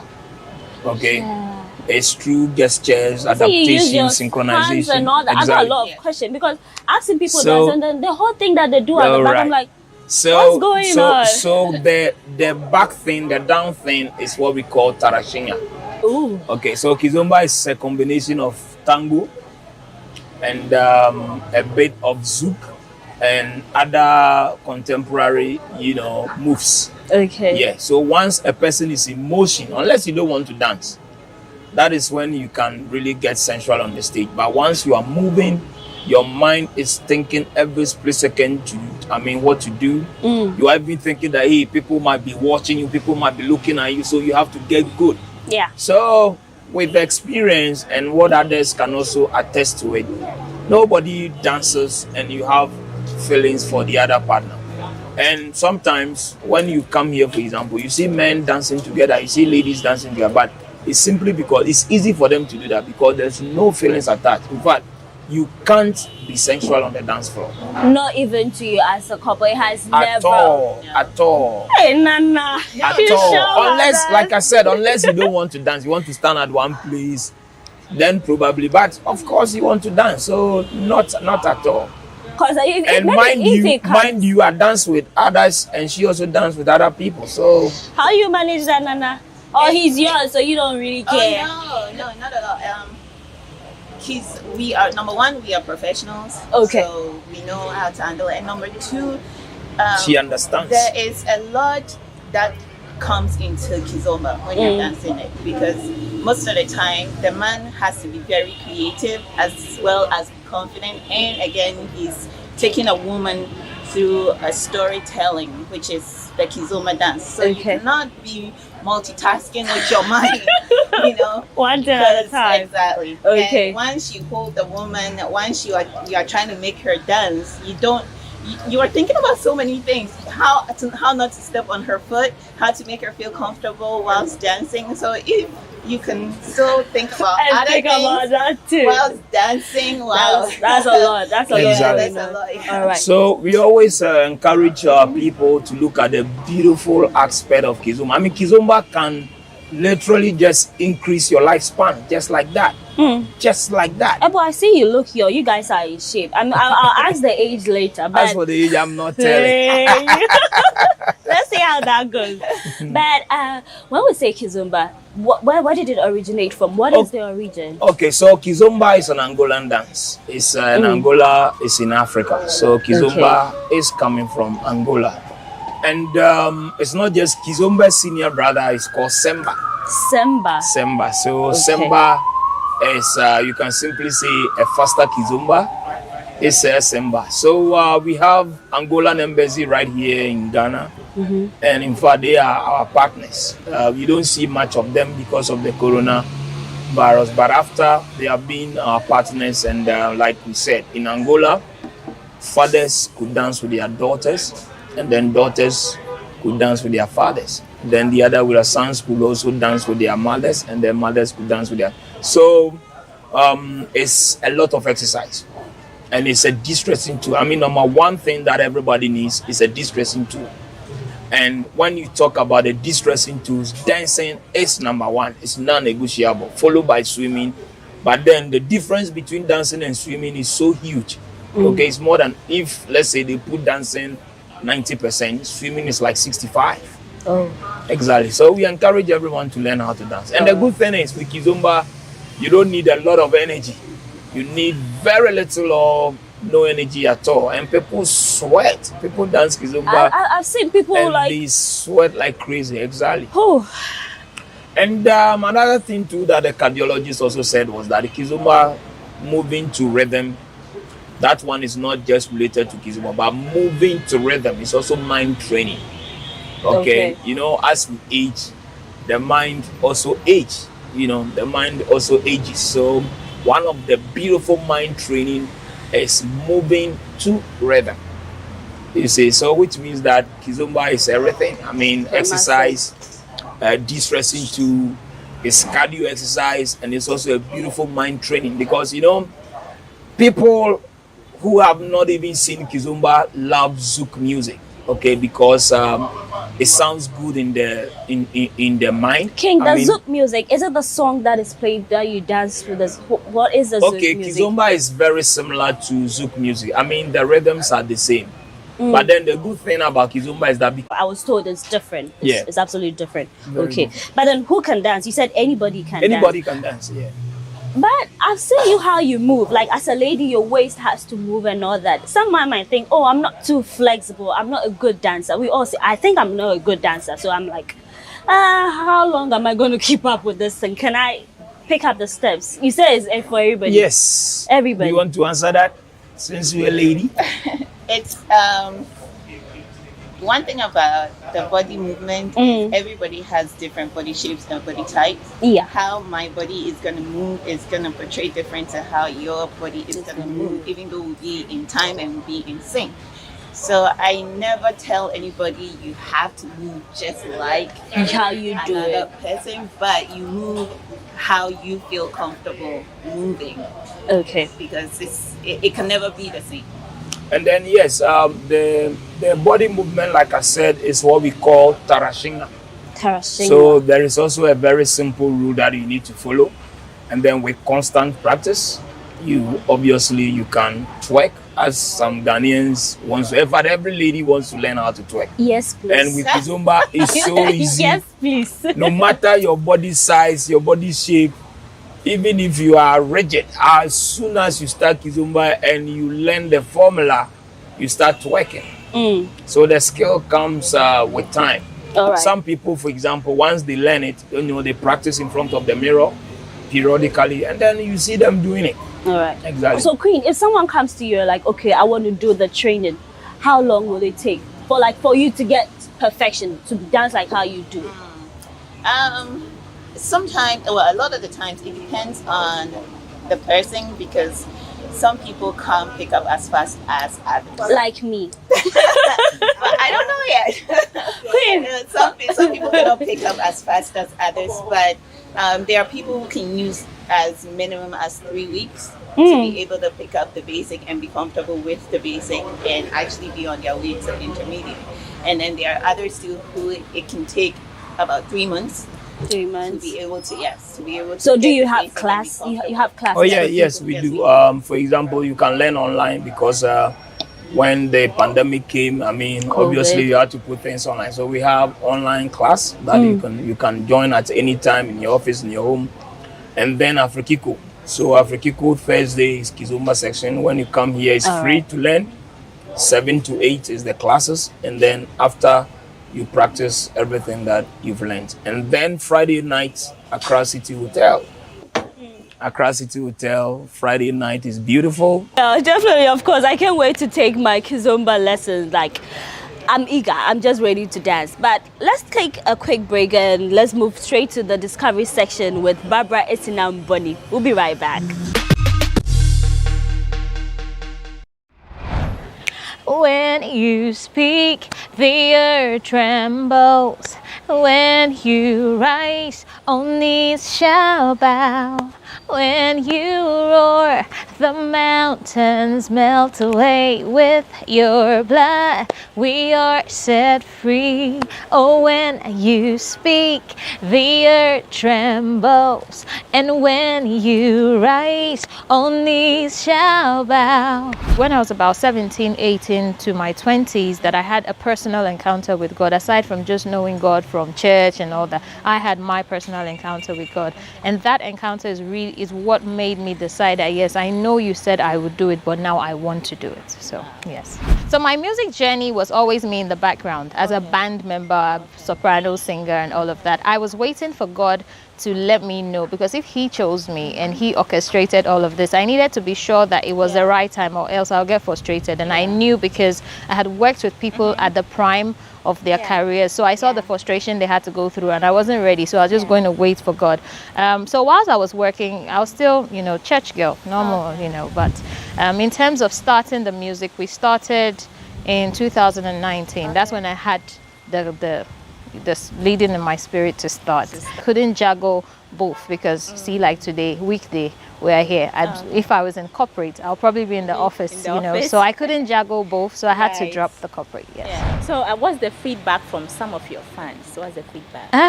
Feedback has been great, greater than we actually expected, because I'm new in the system, and but then it's been amazing, and it's good, because it helps me realize that when God calls you and when it's God's time, you don't need to work so hard. God opens the doors. God puts the love in the hearts of the people for you, because he's called you for a certain people. I heard that you've been nominated for Vodafone Ghana Music Award. Yes. Tell us about it. Yeah, so I got my very first award nomination, and with VGMA, I'm in the unsung category. Okay. So yes, I think the category was about your fans, people that love you, hashtag if they want you to be in the spot. And I'm so grateful, and I'm so honored to have been even thought about, for my fans hashtagging me, saying, oh, hashtag Quindolin, and we're here. So we'll see. The heaven and the earth bow before you. The nations tremble at your feet. You are the reason why we live. You're the reason why we breathe. Oh, there's no one else like you.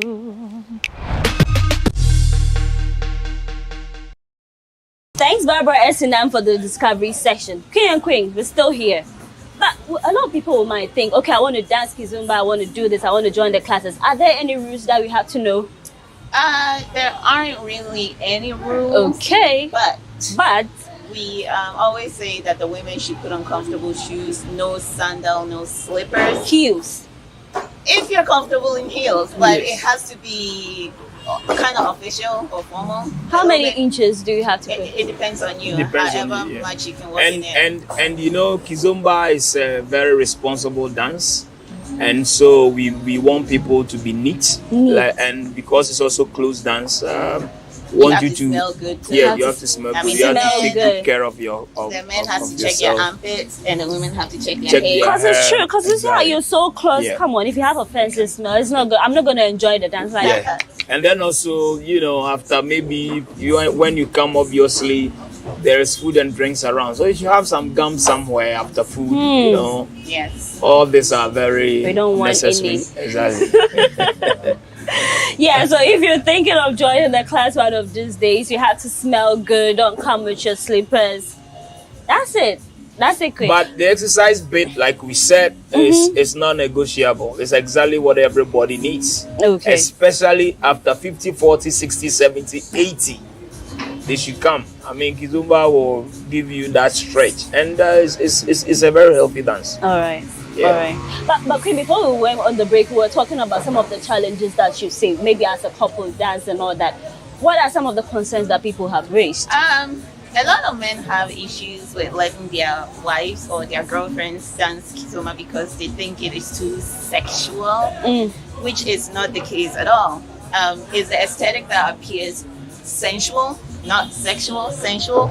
But in the moment when you're dancing, nobody feels sexual or sensual at all because Queen, you're sure about it. Oh, yeah. Some men have People have tried and they went like, oh my God, my blood is already cool, you know? A lot of times when people see me dancing, right after they dance, and when I go around trying to get people to get involved, they're always like, oh no, I can't do what you just did, or I can't let my wife do what she just did. And I'm like, what is it about what I just did? And just, oh, your body, the way you're moving your hips. And I'm like, okay, come and dance with me if your wife doesn't mind. And then you're like, oh, take him. And they get there and they cannot then they realize move that as stiff. They realize that no, it's a different ballgame. Like I said, because command, okay, a guy will have to learn to take care of himself on the dance floor, movement, thinking, and then will have to take care of the lady. Which is a lot of work and a lot of art. And because nothing is orally, it's no talking, so it's silent. No talking, so silent. So because of that, I mean, your mind is thinking every split second what to do. So people have tried it and they've given up. So actually, when you go there, you can't even move. So if you come into Kizomba classes with your sexual desire, put it aside because it's not going to work. And certain people were trying to sexualize Kizomba, but it's not. It's so it's just a misconception. Exactly. Seriously, because like for example, Angola, like I told you, how could mothers dance with their sons then? It creates a stronger bond exactly between friends. And that's exactly what we did with certain officers. I mean, there are certain corporate officers, for example, we're giving them Kizomba classes, brought the office alive. I mean, some people thought their management were some devils, you know. So Kizomba, it really bonds people. It bonds people. We need to invite you to GhanaWeb so you come give us some lessons. Right. We need it. So it really bonds people in a highly positive way. Okay. And it's a lot of exercise. A lot of exercise. So in Ghana, we have Dancehall King. We have High Life Grandpapa. The list goes on and on. Now you are the king of Kizomba, yes. Queen of Kizomba. How did you get that? How did you arrive at that? One, we brought the dance. I mean, I brought it, but then if I hadn't partnered with her, I wouldn't have. So we had we had our first one with the UNDP. We had a program with them, and they never believed that at the time anybody could dance in Ghana. And obviously, if you watch Ghana, there's still nobody. At the time, which year was that? Oh, this was like 2014, 2000. Yeah. And then the same 2014 also, we went to Norway. And according to Norway Arts Council, it's the first time they had invited Ghanaians to come and perform Afrobeat. And it was a very big festival. You guys do it perfectly well. So really sold Ghana. You're good at what you do. And then we've also had an honorary award from the Angolan government. Oh. So that puts so that puts us, not just because we brought it, but then because I mean obviously on paper, we are, you are the number king one. and queen. Sure. And another thing too is that we've also received some recommendations from certain agencies. I mean, they've seen that we really promote tourism in a very strategic way. I mean, we've been to several countries. In fact, we've toured the world. I mean, Canada, North America, Europe, you know, and everywhere we go to, we take Ghana culture. If you visit our pages, you see that most of the time we wear Ghana t-shirts. So it makes people want to visit Ghana out of that. And the evidence is also shown, for example, tonight. If you visit Afrikiko, you see so many foreigners who touch down right from their hotel. They will all be heading to Afrikiko before they access what Ghana has got to offer the next day. I see you love what you do, but has there been any instance where you perform in the crowd and then you didn't get the reactions you're looking for? Of course, it is. As humans as we are, I mean, the thing is, sometimes people probably maybe are not even in the mood. They are not watching, so all of it. But then how can you not watch Kizomba? Yeah, like how? But to some high extent, I mean, we know we are very good, and we even sometimes we promote businesses where other people are not even aware that this is going to happen. Like, for example, we have a restaurant called Pot Belly. Yeah. People have been calling them, they want to see the Kizomba again. It's not like we are teaching or anything, but then we just go to entertain the people there, and some people go crazy. All right. Queen, so the instances where maybe you didn't get the reaction, how did you feel? I mean, it's slightly disappointing, but a lot of the times it's how the MC sets the tone. Okay. You know? So this is an art, and every art, I always say, deserves some form of respect. So if you're gonna introduce performance and you don't make the people sit down and actually watch it, and you just introduce it anyhow, everybody else is gonna think, okay, well, I can do whatever. Hey, Queen, on that note, I hope I did my work when you introduced and then for me, even my worry is trying to sexualize it. You know, Ghana is a Christian community. Yeah. So once you do that, look, we have had performances where just when we want to drive off, you see men running, I want your car, which means they couldn't be bold to take our numbers right after the performance, probably because of what an ignorant MC must have said. The people sexualize the dance. So sometimes when we get opportunities like this, we try to educate people. Okay, so in Ghana we have the Adowa, we have the Kete, and all the traditional ones. Actually, have we accepted Kizomba? Yeah, I mean, to some large extent, some people have. And believe you me, I was able to find out that, you know, cha-cha-cha. Cha-cha-cha. Ghana was a cha-cha-cha country.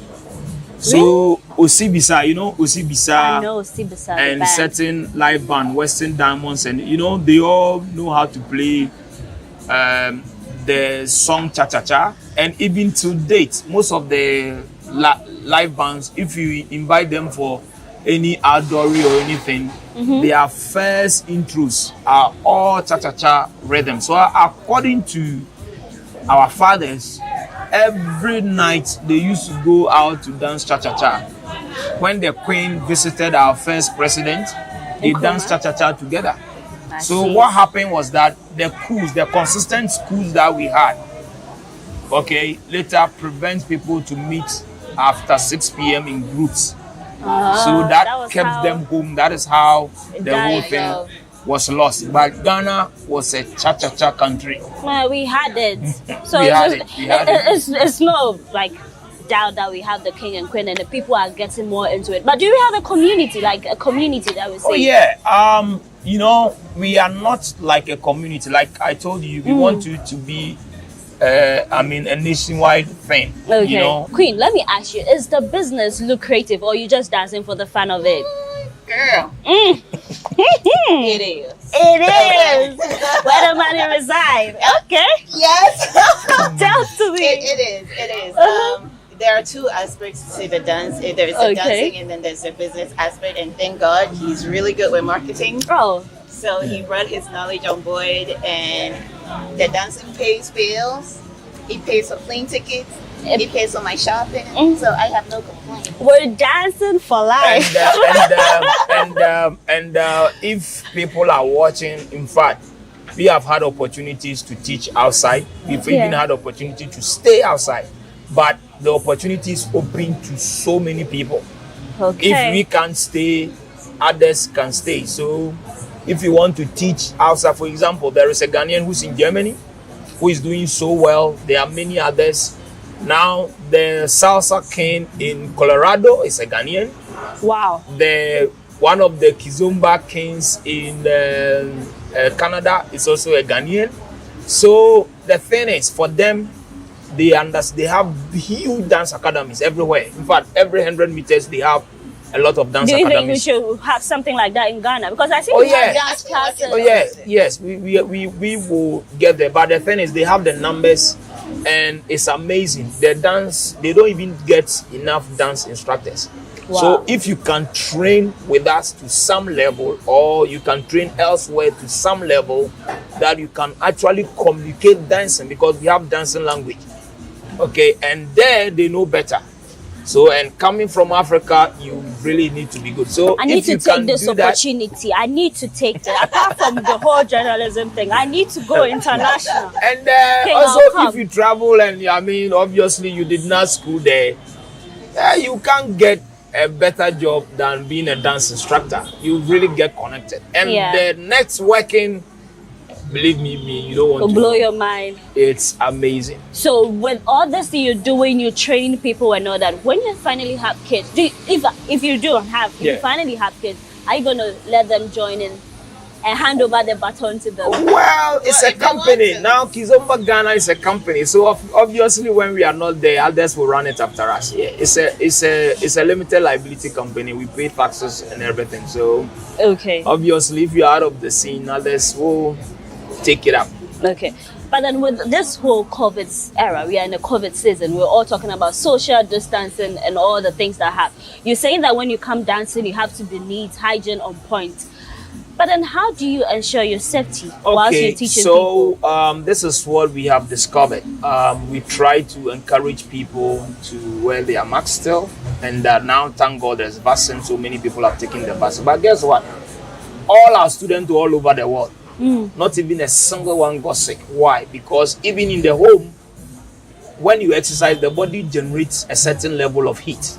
Okay, so Corona rather, we got more healthy with dancing.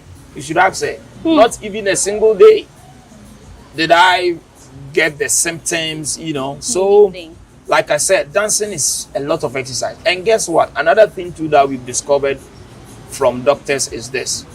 When you are stressed, your organs don't work well. Okay, when you are stressed, and we get stressed from the office, we get stressed from town, from driving, from situations, from partners, from bad partners. From partners, from work, everywhere. Kizomba distresses you. So which means Kizomba gets you stronger. I'm gonna take my lessons seriously, because now I got a lot of things on my mind. So I think this is the right way. But do you have couples coming to maybe for a wedding? Like, okay, I'm going to have a wedding. Yeah, we do everything. Before couples will only do Azonto, but we can teach you Kizomba, we can teach you tango, we can teach you rock and roll. We've done it to certain couples, and even there are some couples who even come from Europe to come and learn their first dance, and sometimes they film it to us, and it was really amazing. All right. Yes. We're almost coming to the end, but one thing, I just can't wait for us to see you dance, so I also take my lesson. But before then, any final words you got?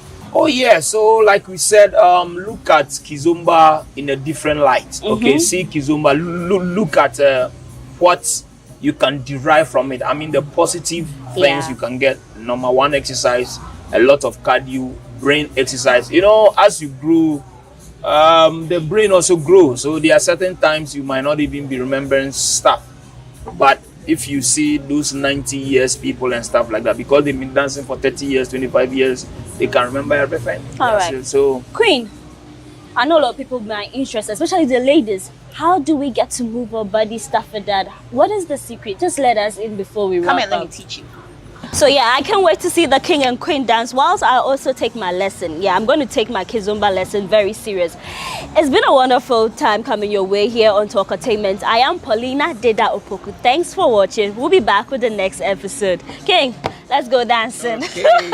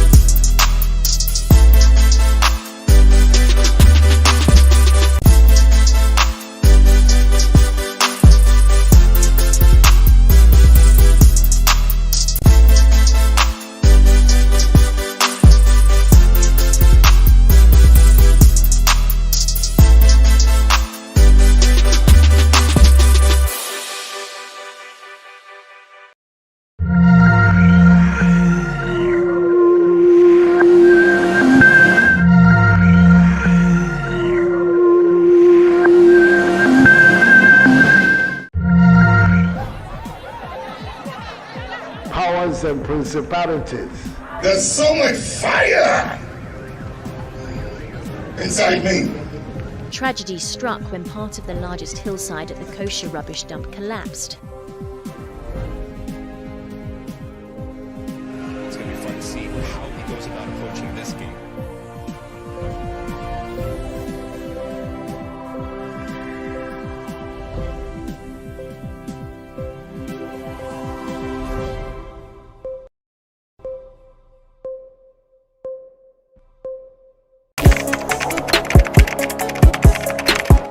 We table issues relating to the arts and entertainment for a riveting discussion, of course, without fear nor favor.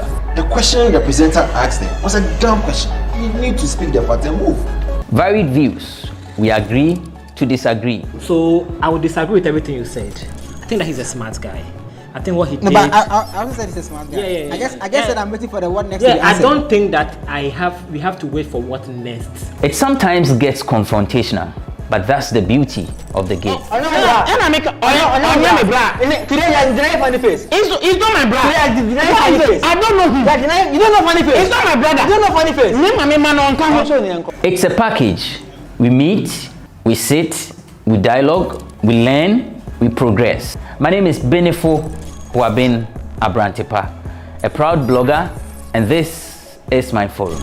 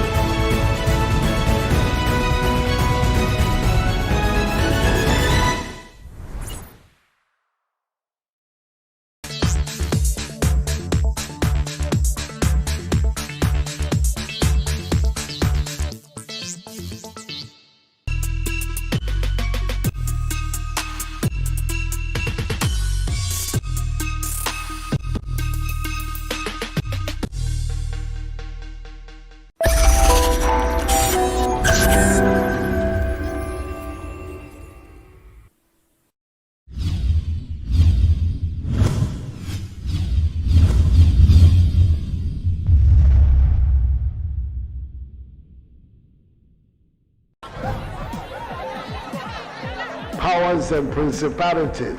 There's so much fire inside me. Tragedy struck when part of the largest hillside at the kosher rubbish dump collapsed.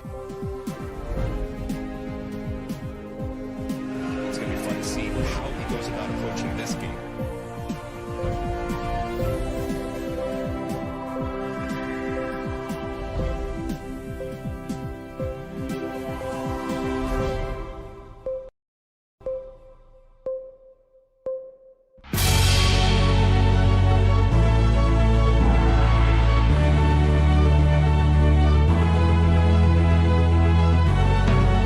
From the dawn of time, people have engaged in several businesses.